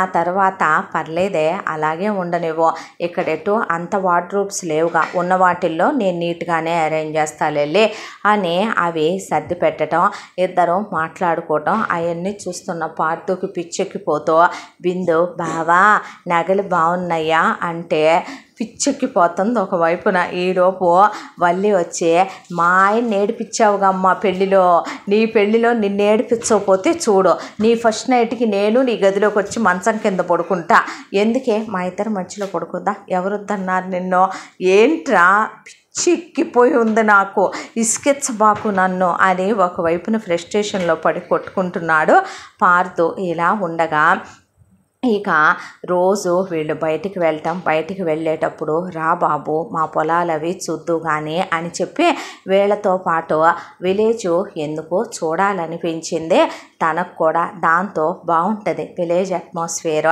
నువ్వెప్పుడు అసలు మందంతా కూడా స్టాండర్డ్స్ హై లెవెలే కానీ మనం ఎప్పుడు ఇలా అస్సలు మనకు ఎక్కువగా అనేసి భాను అంటే అరవకే అని శశాంక్ కూడా బయలుదేరిపోయాడు. షూస్ వద్దు చెప్పుల్లాంటి వేసుకోండి అన్నాడు శివ. అండి అనటం మానవా నువ్వు అన్నాక కొంచెం టైం పట్టుద్దులేండి, అలవాటు చేసుకుంటాను. అన్నయ్య అంతే సాఫ్ట్, నీకో విషయం తెలుసా, అన్నయ్య సాఫ్ట్, పార్దు ఏమో బాగా సరదాగా ఉంటాడు, నీ విషయం దగ్గరికి వచ్చేపాటికి నువ్వు బాధ్యతగా ఉంటావు. చూసావా ఎలా ఉన్నారో ముగ్గురు కూడాను, మరే ముగ్గురు 3 హీరోలు అంది బిందు. మీరు మాత్రం చాలా స్పెషల్గా ఉన్నారు అన్నాడు బిందుని చూసి శశాంక్. అంతే, నేను చిన్నప్పటి నుంచి అలా స్పెషల్గా ఉండటం అలవాటైపోయింది, ఛీ ఎదవ జీవితం అనుకున్నాడు పార్దు. అనుకున్న తర్వాత ఇక వీళ్ళు పొలాలకి వెళ్ళేటప్పుడు శశాంక్ని వెంట తీసుకెళ్ళటం. ఈ వయసులో కూడా తాతయ్య చాలా ఫిట్నెస్ ఫ్రీక్గా ఉండటం, అలా చెరుగ్గడని విరిచేయటం, ఎలా తినాలంటే ఓకే తింటాను పర్లేదు అనేసరికి బాబు ఇదిగో ఇలా తీసుకొని తినాలని ఆయన చెప్తే తింటాం, కూర్చొని ఒక్కడే బండ మీద అలా ఆ పొలాలు అవన్నీ చూస్తూ ఆలోచించుకోవటం. రాత్రి 2-3 దాకా నిద్రపోడు శశాంక్. ఇక బిజినెస్ డీల్స్, ఫారెన్ నుంచి వచ్చే కాల్స్ అవన్నీ మాట్లాడుతూ అలా ల్యాప్టాప్ ఆన్ చేసుకొని అలా టెర్రస్ మీద కూర్చుని వర్క్ చేసుకుంటూ ఉంటాడు. ఇంట్లో వాళ్ళు 11కే పడుకుంటూ బాబు పెద్ద పని కదా అందుకే అంతసేపు పడుకోడని వాళ్ళు అనుకుంటే నవ్వుకునేవాడు. ఇక ఆ తర్వాత రోజు వీళ్ళు బెల్లం బట్టీల దగ్గర తీసుకెళ్ళడం, చెరుకు తోటల్లోకి తీసుకెళ్ళడం, తేగలను తీసుకొచ్చి పెట్టడం, వేరుశనక్కాయలు పెట్టడం, ఆ తర్వాత ముంజలని తీసుకొచ్చి పెట్టడం, కొబ్బరి బొండాలు నీళ్ళు ఇవ్వటం, జున్నులు పెట్టడం. ఆడవాళ్ళు చాలా స్పెషల్గా సున్నుండల దగ్గర నుంచి అరిసెల దాకా చేసే, పూతరేకుల దగ్గర నుంచి తొక్కుళ్ళడ్ల దాకా చేసే, ఆ అబ్బాయికి నాటుకోడి దగ్గర నుంచి పులుసుల దాకా పెట్టేపాటికే ఏంటో అన్ని సంవత్సరాల నుంచి కూడా ఎప్పుడూ తిననట్టు చాలా కమ్మగా తినటం మొదలుపెట్టాడు శశాంక్ కూడా. వాళ్ళ ఇల్లు, ఆ కల్లా కపటం లేని ఆ మనుషులు చాలా నచ్చేశారు. ఒక పౌర్ణమి రోజున అందరూ కలిసి మనవళ్ళు మనవరాళ్ళు అందరూ కూర్చుంటే సుమతి కొత్త ఆవకాయ పట్టింది. పట్టేసరికి ఎటు పెళ్లి దగ్గరికి రాబోతుందని పచ్చడి పట్టాననే దాంతో ఇక ఆవిడ పెద్ద ఒక బొచ్చు లాంటిది తీసుకొని అందులో అన్నం వేసి నెయ్యి వేసి పచ్చడి వేసి ఆవిడ చేత్తో కలిపి ముద్దలు పెడుతూ అందరి చేతుల్లో పెడుతుంటే అందరూ ఆ ముద్దలు తింటూ చాలా బాగుందని కబుర్లు చెప్పుకుంటుంటే, రా నాయన నీకు పెడతాను, మీ నానమ్మ ఇలాగే పెట్టుంటారు కదూ అంటే, లేదు బామ్మగారు అనేసరికి ఆవిడ అలా చూసింది. మా నానమ్మ సూర్యావతికి, మా తాతయ్య కోటేశ్వరరావుకి డబ్బు గురించి తప్ప, స్టేటస్ గురించి తప్ప ఏవి పట్టవు బామ్మ. ఇక్కడికి వచ్చిన తర్వాత ఇన్ని రకాలు తింటున్నామే కానీ మేమిద్దరం చిన్నప్పటి నుంచి మా డైట్లు కూడా ఇలా ఉండవు. ఈ రోజుకి మా ఇంట్లో కుక్ ఉంటుంది, పని వాళ్ళందరూ ఉంటారు, మా మమ్మీ ఉంటుంది. కానీ మా నానమ్మ డిసైడ్ చేసినటువంటి, మా అత్తయ్య వీళ్ళమ్మ డిసైడ్ చేసినటువంటి డిష్లే ఈ రోజుకి కుక్ చేస్తారు. దేనికి నాకు ఇష్టమైతే నచ్చితే తింటాం, అలా కానప్పుడు ఏ ఫ్రూట్స్ తినేసి పడుకుండిపోతాం. అలా కాదు, బయటికి వెళ్తే మాకు నచ్చింది ఏదైనా తినేస్తాం, అంతే తప్ప ఇలా ఆప్యాయతలు, అనురాగాలు, ప్రేమలు వీటన్నిటిని ఎప్పుడూ చూడలేదు మేము. ఇక్కడికి వచ్చిన తర్వాత చూడటమే. ఏమే అని భాను వైపు చూస్తే, అవును నానమ్మ అన్న తర్వాత సరేలే బాబు అని సచ్చినోళ్ళని ఎందుకు మాటలు అనిపించటం అనిపించి, ఆవిడ పద్ధతి కూడా కాదులే, పోయిన వాళ్ళని మనం ఎత్తి మరీ తిట్టించటం అన్నట్టు అనిపించి, నేను నీకు అమ్మమ్మనే అవుతానయ్యా రా అని ఆవిడే ముద్దలు చేసి చేతిలో పెడితే చాలా ప్రేమగా తీసుకొని తిన్నారు.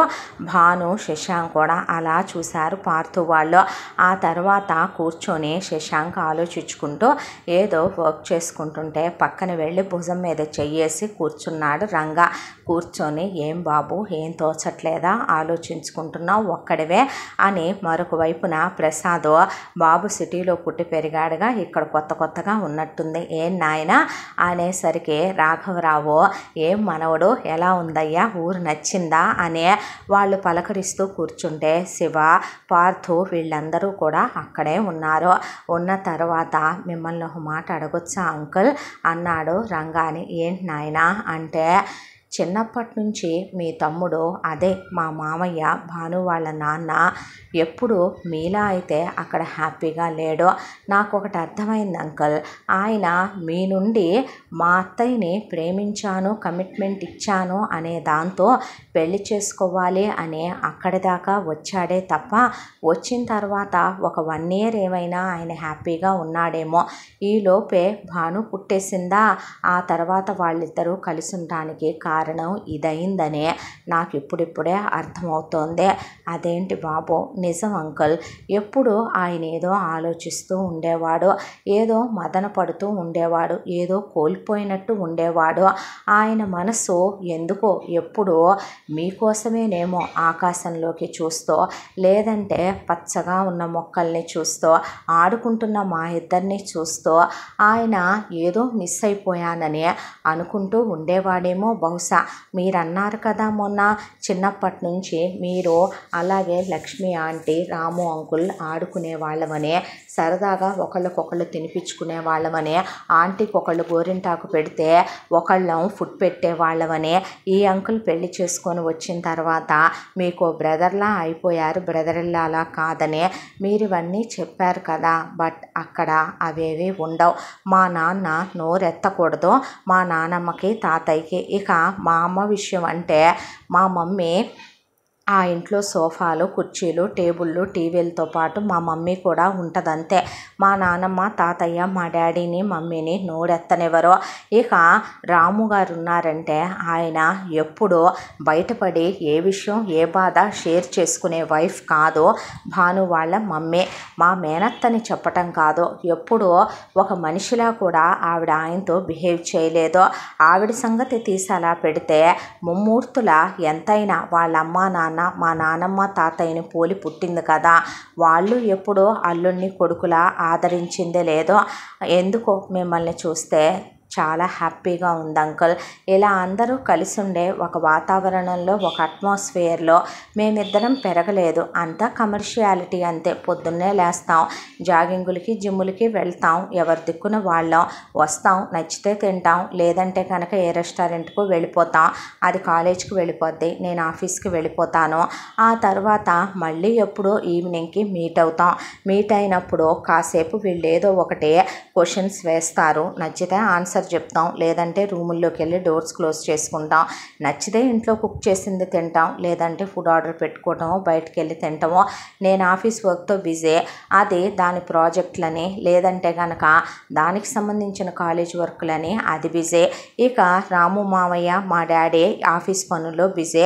ఇంకా ఎక్కడెక్కడ ప్రాపర్టీలు కొందాం, ఇంకా ఎక్కడెక్కడ నుంచే కోట్ల రూపాయలు పోగేద్దామని మా నానమ్మ తాతయ్య వీళ్ళమ్మ బిజీ. మా అమ్మ ఎప్పుడు ఇంట్లో పనోళ్ళు, వంట పనులు, డస్టింగులు, ఇంటి పనులు ఇవన్నీ చూసుకుంటూ అమ్మ బిజీ. ఇందులో ప్రేమలు, ఆప్యాయతలు, అనురాగాలు, మమకారాలు, ఒకళ్ళతో ఒకళ్ళకి బాండింగ్లు ఇవి ఎలా ఉంటాయో కూడా మాకు తెలీదు అని చెప్పాడు శశాంక్. వాళ్ళకి నవ్వాలో ఏడవాలో అర్థం కాక మౌనం వహించేశారు. ఆ తర్వాత వీళ్ళ పెళ్లి పనులు మొదలైపోయినాయి. ఇక పెళ్లి బట్టల కోసం అని చెప్పి అందరూ షాపింగ్కి బయలుదేరుతూ అట్నుంచి అటు దేవుడి దర్శనం కూడా చేసుకొని రావాలని ఇంటిళ్ళపాది బయలుదేరిపోయారు. అయితే అనుకోకుండా వీళ్ళంతా కాడెక్కిన తర్వాత శశాంక్ను కూడా రమ్మనమని తీసుకొని బయలుదేరారు. తను బయలుదేరాడు. అయితే కరెక్ట్గా బిందు అయ్యయ్యో దేవుడికి పెట్టాలనుకున్న చీరా గాజులు అయ్యో నానమ్మ నాకు ఇస్తే నేను మర్చిపోయాను, నా గదిలో పెట్టంటే సరిపోయింది పో అని సరే వీళ్ళందరూ ముందు కారులోకి సర్దుకొని భాను నువ్వు రావే మన ఇద్దరం వెళ్ళొద్దాం, చెల్లి నేను వెళ్ళొస్తాంలే కానీ మీరు వెళ్ళండి అన్నాక టేక్ కేర్ అన్నాడు శశాంక్. ఓకే అన్న తర్వాత ఇక ఎక్కడున్నావు అని పార్థు మెసేజ్ పెట్టాడు భానుకి. ఇంట్లోనే ఇప్పుడే వచ్చాం అని చెప్పి అన్న తర్వాత బిందు వచ్చిందని తెలియని పార్థు అలా లోపలికి వచ్చేసేసరికి భాను ఏవో సర్దుకుంటుంటే గట్టిగా కౌగిలించుకొని భానుని ఇక దగ్గరికి తీసుకొని ఐ లవ్ యూ భాను అని ముద్దు పెట్టేశాడు. పక్కనే బిందు కిటికీ పక్కనే ఉన్నదల్లా నిర్ఘాంతపోయి నిలబడిపోయి అలా చూసింది. ఒక్కటేసానంటేనా అని చెయ్యెత్తిందల్లా భాను చెయ్యి గుప్పెడు ముడిచేసి ఆగిపోతే ఏమే ఆగిపోయావో బావా, నీకేమైనా పిచ్చి పట్టిందా, తెక్కెక్కిందా, 4 రోజుల్లో పెళ్లి పెట్టుకొని ఏం చేస్తున్నావో అర్థమైందా, అందుకే వచ్చానే. నేను చిన్నప్పటి నుంచి దాన్ని ఒక బ్రదర్లా చూడగలిగానే తప్ప ఎప్పుడూ దాన్ని నా పెళ్ళామన్నట్టు చూడలేదు. నువ్వు అనొచ్చు ఒకవేళ నేను మధ్యలో వచ్చాను, నేను రాకపోతే నువ్వు బిందుని పెళ్లి చేసుకోవా అని. ఒకవేళ వీళ్ళంతా నా మెడల మీద కూర్చొని బిందుకి ఇచ్చే పెళ్లి చేసినా, బిందు మెళ్ళో నేను తాళి కట్టినా మా శరీరాలు కలిసేవి, మాకు పిల్లలు పుట్టేవాళ్లే తప్ప మా మనసులు కలిసేవి కాదో. బిందుని నేను భార్యగా ఊహించుకోలేకపోతున్నాను. దాంతో పడక పంచుకోవాలి అంటే నా వల్ల కావట్లేదు. ఒక విషయం చెప్పమంటావా, మామయ్య అత్తయ్య పెళ్లి చేసుకున్నారు అంటే మీ అమ్మ నాన్న ప్రేమించుకున్నారు. రంగా మామయ్య కౌసల్య అత్త పెళ్లి చేసుకున్నారంటే చిన్నప్పటి నుంచే బావ మరదళ్ళని వాళ్ళకి పెళ్లి ఫిక్స్ చేశారు. అక్కడ దాకా ఎందుకు, శివ మా చెల్లి చేసుకున్నారంటే వాళ్ళకి ఒకళ్ళంటే ఒకళ్ళకి ఇష్టం. కానీ బిందు మీద నేను ఎప్పుడూ అలాంటి ఇష్టాన్ని పెంచుకోలేదు. ఏమే నువ్వు ఇష్టంగానే చేసుకుందాం అనుకుంటున్నావా శశాంక్నే? నాకు ఎటు తనంత చదువు లేదు, తనంత పెద్ద బిజినెస్ లేవు, తనలా కోట్లు సంపాదించలేను, తనలాగా నేనేమి సిటీ లైఫ్ సిటీలో నీకు చూపించలేను, దేశ విదేశాలు తిప్పలేను, కోట్ల రూపాయలు సంపాదించలేననే నీకు కూడా నేను నచ్చకుండా పోయానా అనే పాటికి పిచ్చి మాటలు మాట్లాడితే చెంప పగులుద్ది నీకు. మరి ఎందుకు నన్ను దూరం పెడుతున్నావు, పోనీ పద వెళ్ళిపోదాం. వెళ్ళిపోయి అందే అంటే వెళ్ళిపోయి మనిద్దరం కూడా రిజిస్టర్ మ్యారేజ్ చేసుకుందాం. ఫస్ట్ నైట్లు అయిపోయిన తర్వాత నువ్వు ప్రెగ్నెంట్ అయ్యాక తిరిగొద్దాం. ఆ తర్వాత అర్థం చేసుకుంటా నాన్నగారు అమ్మమ్మ తాతయ్య, మా అమ్మ నాన్న, పెద్ద మామయ్య పెద్దత్త. మరి బిందు ఏమైపోద్ది? బిందు బిందు బిందు అది బాలీవుడ్ హీరో లాంటి వాడిని కావాలంది. అలాంటి వాడిని వెతికి దానికి చెయ్యాలనుకున్నానే కానీ దాన్ని ఎప్పుడు నా భార్యని చేసుకోవాలనుకోలేదు. చిన్నప్పటి నుంచి కలిసి ఉన్నామన్న మాటే కానీ బిందుతో ఒక్కసారి కూడా నేను తప్పుగా ప్రవర్తించలేదే. ఏ రోజు దానికి నా మీద హోప్స్ కలిగేలా చెయ్యలేదు. చివరికి మన ప్రేమ విషయం ప్రాణానికి ప్రాణంలా ప్రేమించుకుంది మనిద్దరం. మన ప్రేమ విషయం చెప్దామని తాతయ్య అమ్మమ్మ దగ్గరికి వస్తే మా అమ్మ నాన్నలు కూర్చుంటే నీ మరదలతో నీ పెళ్ళంటే నీతో నా పెళ్ళి అనుకున్నాను కానీ బిందుతో నా పెళ్ళని నేను అనుకున్నానా? నువ్వు అనుకున్నావా? ఏంటి నరకం? చివరికి ఎంగేజ్మెంట్కి రెడీ అయి బిందు వచ్చేదాకా నీకు తెలుసా? నా నోరు మూయించి నువ్వు కదూ ఎంగేజ్మెంట్ రింగు పెట్టించింది. ఈ పెళ్ళి జరిగితే నేను బతకను భాను. నేను నీకో విషయం తెలుసా? తిండి లేనిది ఉండలేను.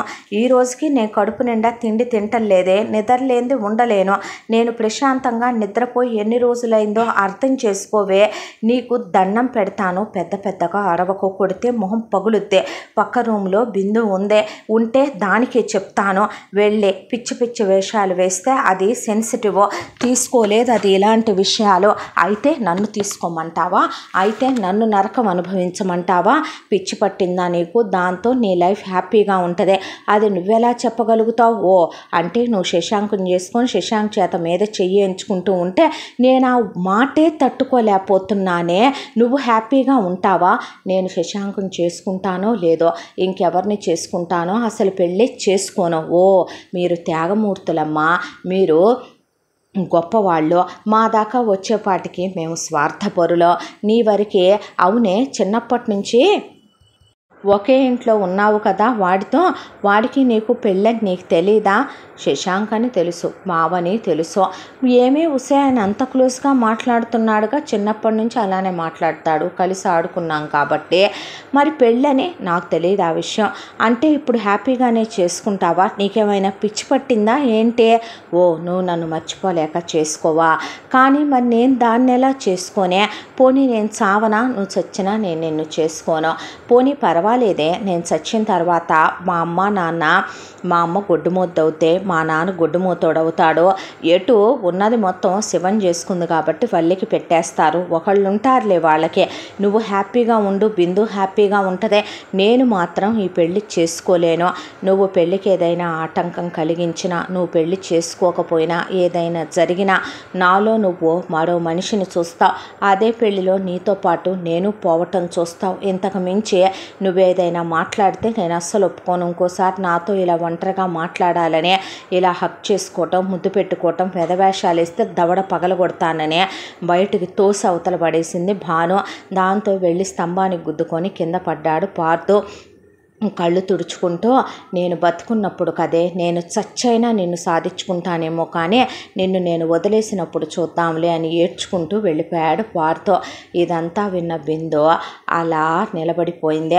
ఆ తర్వాత కాసేపటికి భాను బయటకు వచ్చి అక్క వెళదామా అంటే వెళ్ళారు. పెళ్లి బట్టలు కొనేశారు, వచ్చేశారు. ఆ తర్వాత కూర్చొని బిందు ఆలోచించుకోవటం మొదలుపెట్టింది. బావ నన్ను ఇష్టపడలేదా? ఆ రోజు వీళ్ళిద్దరికీ పెళ్ళి అనుకున్నారా? వీళ్ళిద్దరూ ప్రేమించుకున్నారా? తప్పు నానమ్మ తాతయ్య, మా అమ్మ నాన్నలు, వాళ్ళమ్మ నాన్న కలిసి చేశారా?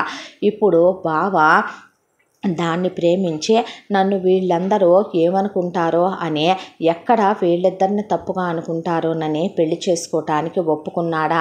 తప్పు కదా. మనసు ఒక చోట, మనువు ఒక చోట కరెక్ట్ కాదు కదా. ఎట్టి పరిస్థితుల్లో నేను ఇక్కడ ఉంటే వీళ్ళిద్దరికీ పెళ్లి జరగదు. అదేదో నేను ఇంట్లో నుంచి వెళ్ళిపోతే నేను లేచిపోయాననే దాంతో పెళ్లి మండపంలో చెల్లికి ఎటు శశాంక్ ఉన్నప్పటికీ కూడా ఇక శశాంక్నే అవసరమైతే ఇంకో సంబంధం చూసి పెళ్లి చేస్తామని చెప్పైనా మా చెల్లికి బావకి పెళ్లి చేస్తారు. అప్పుడు అందరూ వాళ్ళు హ్యాపీగా ఉంటారు. నాదేముందే, కొన్నాళ్ళ తర్వాత తిరిగి వస్తే కొడతారు, తర్వాత ఎవరో ఒకళ్ళని చూసి పెళ్లి చేస్తారు. శశాంక్ సిటీలో పుట్టి పెరిగాడు కాబట్టి మర్చిపోతాడు అనుకొని కొన్ని డబ్బులు నగలు తీసుకొని బట్టలు మూట కట్టుకొని మొత్తానికి ఇక ఆ మూట ఈపు కేసు కట్టుకొని గంగాళం పెట్టి దాని మీద బిందె పెట్టి గోడకి దూకేసి పారిపోదాము అనుకొని బిందు అనుకుంటూ ఉండగానే అప్పుడు లేటుగా నిద్రపోతాడు కాబట్టి అటు ఇటు తిరుగుతూ ఉన్నటువంటి శశాంకు పరిగెత్తుకుంటూ వచ్చి, నువ్వు బ్రైడ్ కదూ, ఎక్కడికి వెళ్ళిపోతున్నావు, ఎవరితో వెళ్ళిపోతున్నావు, ఎవడున్నాడు ఆ గోడ పక్కనని కాలు పట్టుకొని లాగేశాడు కిందకే. బిందు అమ్మా అని కింద పడే, నీకు అసలు బుద్ధుందా అనేపాటికి, ఎక్కడికి వెళ్ళిపోతున్నావు, ఎవరినైనా ప్రేమించావా, ప్రెగ్నెంటా ఏంటి, ఎవరితో అయినా అఫైర్ పెట్టుకున్నావా, చిచ్చి కొడితే చెంప పగులుతే, ఎలా కనపడుతున్నాను నేను నీకు, మెంటల్ మొహమాడా, నువ్వు నీ మెంటల్ మాటలు, నువ్వు నీ కోపిష్టి మైండ్ తప్ప ఎప్పుడు ఎదుటి వాళ్ళని అర్థం చేసుకునే పనే లేదు నువ్వు అంటే, ఏంటి అలా మాట్లాడతావు అనేసరికి, చెప్పేది విను ముందు అన్న తర్వాత, ఏం చెప్తావు నువ్వు నాకు అంటే కూర్చోబెట్టి మొత్తం చెప్పేసింది బిందు శశాంక్కి. తల పట్టుకొని కూర్చొని, అయితే ఇప్పుడు ఏం చేయమంటావు అంటే, వాళ్ళిద్దరూ ప్రేమించుకున్నారు కదా, సో నువ్వు నేను సాక్రిఫైస్ చేస్తే వాళ్ళిద్దరూ పెళ్లి చేసుకుంటారు, వాళ్ళిద్దరూ లైట్ తీసుకున్నప్పుడు వదిలేయి, నువ్వు కూడా ఏమనుకుంటున్నావు నువ్వు, ఒకవేళ నువ్వు భానుని పెళ్లి చేసుకున్నా మనసులో పార్థు ఉన్నప్పుడు భాను నిన్ను మనస్ఫూర్తిగానే హస్బెండ్గా స్వీకరిస్తుందా అంటే, ఎవడు మనసులో ఉన్నా పర్వాలేదు, ఫిజికల్గా నీతో కలిస్తే చాలనుకున్నావా నువ్వు, అలా దాన్ని ప్రేమించి పెళ్లి చేసుకోవటం అంటారా, ఇప్పుడు నువ్వున్నావు, ఒకవేళ వేరే అమ్మాయిని ఇష్టపడ్డావు, బలవంతంగా భానునే ఇచ్చి నీకు చేశారనుకుందాం, నువ్వు ఆ అమ్మాయిని ఇష్టపడతావా, భానుని ఇష్టపడతావా, ఒక విషయం చెప్పమంటావా, పెళ్ళి అనకముందు బావ మీద నాకు ఏ ఫీలింగు లేదు, కానీ పెళ్ళి అన్న తర్వాత నేను ఇష్టపడ్డాను, ఇప్పుడు చెల్లిని ఇష్టపడుతున్నాడు అని తెలిసిన తర్వాత బావని నేను బలవంతంగా పెళ్లి చేసుకుంటే నాతో కాపురం చేస్తాడు, పిల్లల్ని కంటాడు, కానీ తన మనసులో ప్లేస్ అయితే నాకు ఇస్తాడా, అప్పుడు మనం చేసేది విచారమా సంసారమా, మాట్లాడవే అంటూ ఉండగానే అలా కళ్ళల్లోంచి నీళ్లు కారిపోతున్నాయి శశాంక్కి. నువ్వు కూడా ఏడుస్తావా, ఏ నేను మనిషిని కాదా ఏంటే, ఎలా కనపడుతున్నాను నేను నీకు అంటే, భానునే నేను చిన్నప్పటి నుంచి ఇష్టపడ్డాను, అందుకే ఎవరికి నేను ప్రపోజ్ చేయలేదు, ఎంతమంది ప్రపోజ్ చేసినా ఓకే చేయలేదు, నాకు ఎక్స్పెక్టేషన్స్ ఉన్నాయి, నేను తనకి కమిట్మెంట్ ఇచ్చాననే దాంతోనే మరి ఎందుకు చెప్పలేదు, ఒకే ఇంట్లో ఒక అమ్మాయి అబ్బాయి వరుస అయ్యే వాళ్ళు పెరుగుతున్నప్పుడు, అది మంచిదైనప్పుడు, మా అత్త లాంటిది కానప్పుడు, నా సొంతం అనుకున్నప్పుడు ఇంకా నేను చెప్పేది ఏముందిలే అనుకున్నానే పిచ్చిదానా అంటే, మధ్యలో ఇలా జరుగుద్దని నేను ఊహించలేదు, కానీ జరిగిపోయింది కదా, ఇప్పుడు ఏం చేయాలి, ఇప్పుడు నువ్వు వెళ్ళిపోతే ఈ పెళ్ళి ఆగిపోద్దా, నేను వెళ్ళిపోయాననుకో పరువు తీశాననే దాంతో నన్ను తిట్టి వాళ్ళిద్దరికీ పెళ్ళి ఆపటం ఇష్టం లేక పెళ్లి చేస్తారు, నువ్వు సైలెంట్గా ఉంటే చాలు, అలా కాదులే కానీ నీ మీద నువ్వు మచ్చేసుకొని వెళ్ళొద్దు, నేను చెప్పినట్టు చెయ్యి అంటే ఏం చెయ్యాలి, తనంటే నీకు ఇష్టం లేదని చెప్పు, తన్ని ఆ ఫీల్తో చూడలేదని చెప్పు, మా వాళ్ళు నన్ను చితక్కొట్టేస్తారుగా, నేనున్నానులే కొట్టనివ్వను, నువ్వు అడ్డుపడితే కొట్టేంత సింపుల్గా కొట్టరమ్మా, చండ్రాకోళ్ళు రోకలి బండ్లు గొడ్డుగారాలు తీసుకుంటారు, అంతదాకా వస్తే 4 దెబ్బలు దేనో చెల్లి చెల్లి అంటావు, దానికోసం ఆ మాత్రం చేయలేవా, నేను చెప్పి 4 మాటలు అంటానులే, అదంటే నాకు ఇష్టం లేదని అనేసరికి, సరే అలాగైతే అని నెక్స్ట్ డే పెళ్ళికి రెడీ అయిపోయి పెళ్లి మండపంలో వరపూజ జరుగుతూ ఉండగా పాయిజన్ బాటిల్ పట్టుకొని కూర్చున్నాడు పార్థు. ఆ బాటిల్ని చూశాడు శశాంక్. చూసిన తర్వాత వీడంతా నేనే దాన్ని ప్రేమించలేదేమోలే అనుకున్నాడు. ఆ తర్వాత పెళ్లి మండపంలోకి ఈ బిందుని తీసుకొచ్చి కూర్చోబెడితే బిందు లేచి నుంచుంది. ఏంటే నుంచున్నావంటే, ఈ పెళ్ళంటే నాకు ఇష్టం లేదు, బావని నేను ఒక అన్నయ్యలా చూశానే తప్ప ఎప్పుడు బావని నేను ప్రేమించలేదు, బావతో బెడ్ షేర్ చేసుకొని కాపురం చేయటం అంటే అది నా వల్ల కాని పని అనేసరికి అక్కడ పెళ్ళికి వచ్చిన వాళ్ళందరూ నిలబడిపోతే, అత్తయ్య అత్తయ్య అది నన్ను బ్రదర్ అనుకున్నానంటుందిగా, నానా నానా అమ్మ అమ్మ దానికి బాలీవుడ్ హీరో లాంటి ఒకరిని చూసి పెళ్లి చేద్దామమ్మా, ఎవరినో ఎందుకు, ఇదిగో శశాంక్ బ్రోని కాళ్ళు పట్టుకుంటాను నేను అవసరమైతే, ప్లీజ్ ప్లీజే ప్లీజ్ ప్లీజే వద్దంటుందగా అనేసరికి ఒళ్ళు బలిసిందా, మీ బాబాయ్ ఏమన్నా నిన్ను పూనాడా, పిచ్చి పిచ్చి వేషాలు వేస్తున్నావా అని సుమతి బొడ్లో దోపింది చీర. రోకల బండెడదేవే అని కౌసల్య నుంచునే పాటికి పిచ్చేమన్నా ఎక్కిందా ఏంటి మీకు అని రంగా వచ్చి సుమతిని కౌసల్యని వెనక్కి తోసేశాడు. తోసేసేపాటికి రాఘవరావు ఏమైందిరా ఏమైందిరా అంటే, తప్పు చేశావు నాన్న నువ్వు అంటే, నేను తప్పు చేశానా, ఏమైంది పెద్దోడా అనేపాటికి అసలు ఎప్పుడూ తండ్రి మాటకి ఎదురు చెప్పని పెద్ద కొడుకు రంగా మాట్లాడుతుంటే అందరూ అలా లేచి నిలబడ్డారు. ఇప్పుడు వీళ్ళు తప్పు పని చేశారనో తప్పుడు పని చేశారనో మీరు అనుకుంటున్నారు కదా. మీకు ఒక విషయం నేను అర్థమయ్యేలా చెప్పనా, భాను పార్థు ప్రేమించుకున్నారు. వాళ్ళిద్దరూ బిందు కోసమని భాను కోసమని పార్థు బిందుని పెళ్లి చేసుకోవటానికి, మన సంతోష పెట్టడానికి తమ్ముడు చేసింది మళ్ళీ మన జీవితాల్లో రిపీట్ అయ్యే, మన జీవితాల్లో చీకట్లు నింపకూడదని ఊడుకున్నారు. ఇక్కడ అందరికీ తెలియని విషయం, భాను నిన్ను శశాంక్ ప్రాణం కన్నా ఎక్కువగా ప్రేమించాడమ్మా అనేసరికి అలా చూసింది శశాంక్ వైపు. తలదించేశాడు శశాంక్. ఈలోపు శశాంక్ వాళ్ళ అమ్మ నాన్న కాడేసుకొని వచ్చి వాళ్ళు అలా నుంచుంటే నేనే మమ్మీ డాడీని రమ్మన్నాను అనేసరికి చిన్నప్పటి నుంచి పెళ్ళని వీళ్ళు అనుకున్నారు. కానీ నిజం భాను, ప్రేమించిన వాళ్ళు ఎప్పుడైనా సరే వాళ్ళు బావమరదళ్ళైనా మేనకోడలు మేనమామే అయినప్పటికీ కూడాను వాళ్ళు మనస్ఫూర్తిగా మనసు విప్పి ఆ ప్రేమని చెప్పుకుంటేనే ఒకళ్ళ ప్రేమ ఒకళ్ళకి తెలుస్తుంది. నువ్వు ఇంట్లోనే ఉన్నావని నీ వాల్యూ నాకు తెలియక ఫర్ గ్రాంటెడ్ తీసేసుకొని నేనెప్పుడు నీతో ఫ్రెండ్లీగా ఉన్నానే తప్ప, మనం సరదాగా ఉన్నామే తప్ప ఎప్పుడూ నీ మీద నాకు ఆ ఫీల్ ఉందని చెప్పకపోవటం నా తప్పు, వీళ్ళ తప్పు కూడాను అనేసరికి ప్రకాష్ దుర్గా తలదించేశారు. నేనేమి నిన్ను మర్చిపోతానని అబద్ధాలు చెప్పను, కొంత టైం పట్టుద్ది, బట్ కాకపోతే నేను డెఫినెట్గా నిన్ను మర్చిపోతాను. ఎందుకంటే బిందు అయినా నేనైనా నిన్ను పార్థుని ఇష్టపడ్డామే తప్ప ప్రేమించలేదు. పార్థు నిన్ను ఎంత ఇష్టపడ్డాడంటే పార్థు చేతిలో పాయిజన్ బాటిల్ లాక్కొని అందరికీ చూపించే శశాంక్, నువ్వు లేకపోతే నేను చచ్చిపోయేంత నిన్ను ఇష్టపడ్డానేమో కానీ ప్రేమించలేదురా, కానీ నువ్వు లేకపోతే వీడు చచ్చిపోతాడే, వాడు చచ్చిపోయిన తర్వాత నువ్వు పెళ్లి చేసుకున్నా చేసుకోకపోయినా బిందు ఎవరిని చేసుకున్నా హ్యాపీగా ఉండగలుగుతారా, కాబట్టే ఆ నిర్ణయం తీసుకుందే. నీకు ఒక విషయం చెప్పమంటావా, బిందు రేపొద్దున లైఫ్లో ఎవరిని చేసుకున్నా హ్యాపీగా తనకు కంప్లీట్ వైఫ్ అవ్వగలదు. కానీ నువ్వు అవ్వగలవా నన్ను చేసుకొని ఒక కంప్లీట్ వైఫ్గా? నువ్వు నాతో ఫిజికల్గా క్లోజ్ అయినా, నువ్వు మనస్ఫూర్తిగా నన్ను హస్బెండ్గా అతని జ్ఞాపకాలన్నీ తుడిచేసి క్లోజ్ అవ్వగలవా? పోనీ ఎవరిని చేసుకున్నా నువ్వు అలా ఉంటావా? పార్థు ఉండగలడా అనేసరికి కరెక్ట్గా చెప్పావు బాబు. చూడమ్మా, మీ నాన్న మీ అమ్మని ప్రేమించటం తప్పు కాదు. మీ అమ్మ వచ్చి ఏ రోజు క్షమాపణలు చెప్పాలనే మీ నానమ్మ తాతయ్య అనుకోలేదు. మీ నాన్న వచ్చి ఒక్కసారి క్షమాపణ చెప్తే చాలు, ఊరందరి ముందు అంత అవమానం పొందాము అని చిన్న కొడుకు కోసం మీ తాతయ్య ఈ రోజుకి కూడా మేము పండించే పంటలో నుంచి ఏదో ఒక రోజుకి మీ నాన్న రాకపోతాడా అనే వచ్చిన లాభాల్లో సగం తీసి మీ నాన్న అకౌంట్లో వేస్తూనే ఉన్నాం తల్లి.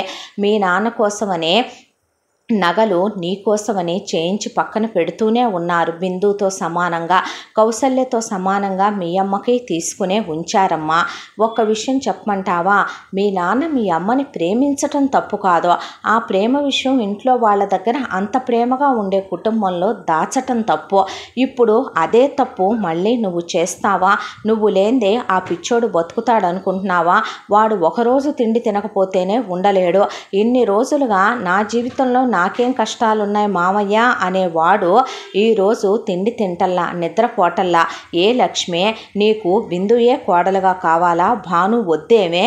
అయ్యో అన్నయ్య, నేను ఆ మాట అన్నానా? ఏరా పార్థు, పుట్టిన ఒక్కగానొక్క పిల్లాడివి, చచ్చిపోదాం అనుకున్నావా నానా, విషం తాగుదాం అనుకున్నావా అని లక్ష్మి ఏడుస్తూ నుంచుంటే నాతో మాట మాత్రం చెప్పలేదేమిరా అనే ప్రసాద్ అన్నాడు. చూడమ్మా, నువ్వు మాకు బిందు కన్నా ఎక్కువ. ఎందుకో తెలుసా, మీ అమ్మ నాన్న లేరని కాదమ్మా, చిన్నప్పటి నుంచి మా అందరి ప్రేమ మమకారాలు నువ్వు ఎరుగబో. నువ్వు ఇదే ఊళ్ళో పార్థుని పెళ్లి చేసుకొని అత్తింట్లోనే కోడలుగా ఉంటే అది నిన్ను కూతురుగా చూసుకోవటం కాదమ్మా, మేము నిన్ను నెత్తిన పెట్టుకొని చూసుకుంటాము. నానమ్మ తాతయ్యకి నువ్వు కళ్ళెదురుగా ఉండటం కన్నా కావలసిందేముందమ్మా, బిందుకి మరో మంచి సంబంధం చూసి పెళ్లి చేస్తాము. ఏదో సంబంధం చూసి చేయటం ఎందుకండి, అబ్బాయి శశాంక్ ఖాళీగానే ఉన్నాడుగా, వరుస కూడా అవుతాడు, తప్పుగా అనుకోకపోతే అంటూ ఉండగా ప్రకాష్ దుర్గా కూడా శశాంక్ని చేసుకోవచ్చుగా నాన్న, పిల్ల మంచిదానిలాగా ఉందగా అనేసరికి శశాంక్ ఆలోచిస్తూ నుంచున్నాడు. నిజమే, బిందు చాలా మంచిదే, కల్లా కపటం లేనిదే, కాబట్టే తన లైఫ్ గురించి తను సెల్ఫిష్గా ఆలోచించలేదు, స్వార్థం లేనిది కాబట్టే తన మనసు మార్చిందే. ఈరోజు ఇంత విషయం జరుగుతున్నా తను ముత్తాయిలా నిలబడి తన్నులు తినటానికైనా నిలబడిందే తప్ప భాను లైఫ్ని, పార్దు లైఫ్ని స్పాయిల్ చెయ్యాలనుకోలేదు. అలాంటి అమ్మాయిని చేసుకోవటం కన్నా తన లైఫ్లో కావలసిందే ఉందే, నన్ను పెళ్లి చేసుకుంటావా అని అడిగాడు. నీ కోపం ఎక్కువ, పో నేను చేసుకోను అన్న తర్వాత నీకు వద్దా నేను అనేసరికి చేయి పట్టేసుకుంది గట్టిగా. నువ్వు ప్రపోజ్ చేస్తే చేసుకుంటాను అనేసరికి అందరి ముందు రింగు తీసుకొని మోకాళ్ళ మీద కూర్చొని ఐ లవ్ యూ చెప్పి రింగు పెట్టాడు శశాంక్. ఆ తర్వాత ఇదంతా నీకెలా తెలుసయ్యా అని రంగాన్ని అడిగితే, రాత్రి బిందు తెపాళాలు బోర్లిస్తుంటే ఆ మూతకి నేను బయటికి వెళ్ళాను. శశాంక్ బిందుని లాగితే జరిగిందంతా బిందు శశాంక్కి చెప్పి శశాంక్ని ఒప్పించింది. వాళ్ళిద్దరూ కలిసే వీళ్ళిద్దరి పెళ్ళికి ఇలా నాంది పలికారు. వీళ్ళు ఎంతవరకు నటించగలరా అని నేను చూస్తూ ఉండగా ఈ పిచ్చి సన్నాసి విషం బాటిల్ తీసుకొని వచ్చాడు. ఏదైనా అవుద్దనేలోపు అమ్మ కౌసల్య బిందును కొట్టడానికి సిద్ధపడ్డారు నాన్నగారు. దాంతోనే నేను ఇలా మాట్లాడాల్సి వచ్చింది, క్షమించండి అంటే, లేదయ్యా నా పెద్ద కొడుకు ఎప్పుడూ తప్పు చేయడు అనే దాంతో మీ అమ్మాయిని మా ఇంటి కోడలుగా పంపిస్తారా? అలా అడుగుతారేంటి మమ్మీ, మన భానుని వాళ్ళింటికి ఇవ్వట్లేదు, అలాంటప్పుడు వాళ్ళ బిందుని మనకెందుకు ఇవ్వరు అనేశాడు శశాంక్. అనేసరికి నువ్వు నన్ను ఇలాగే అరిస్తే వాడు అరవడమ్మా మంచోడే, కాకపోతే ఆ మంచితనం కూడా వాడికి చూపించటం చేత కాదు. బ్రో అని నా బాధ నీకు చెప్పుకోవాలనుకున్నాను, నేను చెప్పకుండానే ఇంత అర్థం చేసుకున్నావా బ్రదర్ అనే పార్థు శశాంక్ని కౌగిలించుకుంటే, ప్రేమ అందరం కావాలనుకుంటాం, కానీ ఆ ప్రేమని మనం ఎదుటి వాళ్ళ హృదయానికి, వాళ్ళ మనసుని హత్తుకునేలా చెప్పినప్పుడే కాదో ఆ ప్రేమ సక్సెస్ అయ్యేది అనే ఇటువైపున శశాంక్కి బిందుకి, అటువైపున భానుకి పార్థుకి పెళ్లి జరిగిపోయింది. హ్యాపీగా రెండు జంటలకి ఫస్ట్ నైట్లు అయిపోయినాయి, హనీమూన్లకి వెళ్ళొచ్చారు హ్యాపీగా. ఇక భాను లక్ష్మి వాళ్ళింటికి కాపురానికి పార్థుతో వెళ్ళబోతుంటే, నువ్వు బిజినెస్కి రావచ్చు కదా పార్థు నాతో పాటు అని అడిగాడు శశాంక్. మనకి ఇలాంటివన్నీ ఎక్కవులే, కానీ మనం చదివిన ఎంతోటి చదువుకే ఇదిగో ఈ ఫార్మింగే మా నాన్న చేయించాలి, ఇక నేను బిజినెస్ చేయిస్తానేంటి అనేసరికి ప్రకాష్ అక్కడికక్కడ శశాంక్ కళ్ళతో చూస్తేనే హాఫ్ వాటా కింద డబ్బులు చెక్కు రాసి ఇచ్చేశారు భానుకి. ఎందుకు ఇదంతా మావయ్య, హాఫ్ అన్నాక హాఫ్ షేరే కదరా అని భానుకి ఇచ్చేస్తే, మరి మేము బిందుకు పెట్టొద్దు అని వాళ్ళు బిందుకు 7 వారాల నగలు పెట్టుకొని బిందుకు ఒక 50 ఎకరాల పొలం వాళ్ళు రాసి ఇచ్చేశారు. ఎప్పుడు కావాలంటే అప్పుడు ఎలా రావాలా మీ ఇంటికి అనుకున్నాను తాతయ్య, వెళ్ళిపోయిన తర్వాత ఇప్పుడు మీ ఇంటి అల్లుడిని అయిపోయానుగా, మీ అమ్మాయి ముక్కుపిండైనా తీసుకొచ్చేస్తాను చూడండి అని కాపురానికి తీసుకెళ్ళిపోయాడు బిందుని. చాలా హ్యాపీగా మొగుడు పెళ్ళాం కాపురం చేసుకుంటూ సంతోషంగా అన్యోన్యంగా కొడుకు కోడలు వాళ్ళ కళ్ళ ముందు తిరుగుతుంటే ప్రకాష్కి దుర్గకి గుండెలు నిండిపోయి అందరూ కలిసి ఊరెళ్ళొస్తూ పండుగలకి పబ్బాలకి సంతోషంగా కలిసిమెలిసి ఉంటూ పల్లెటూరి అక్కా చెల్లెళ్ళు ఇటు వాళ్ళు అటు వాళ్ళు ఇటు మారి మొత్తానికి సంతోషంగా ఎవరి భర్తలతో వాళ్ళు కాపురాలు చేసుకుంటూ ఈ కథ ఇలా కంచికి చేరింది. ఇంతటితో పల్లెటూరి అక్కా చెల్లెళ్ళు కథ ముగింపు భాగం పూర్తి. మళ్ళీ మరో మంచి కథతో మీ ముందుకు వస్తాను. ఇంత మంచి కథను మనకు అందించిన కథా రచయిత్రి జి. శ్రీనివాస్ గారు. మరో మంచి కథతో తప్పకుండా మీ ముందుకు వస్తా. Thank you.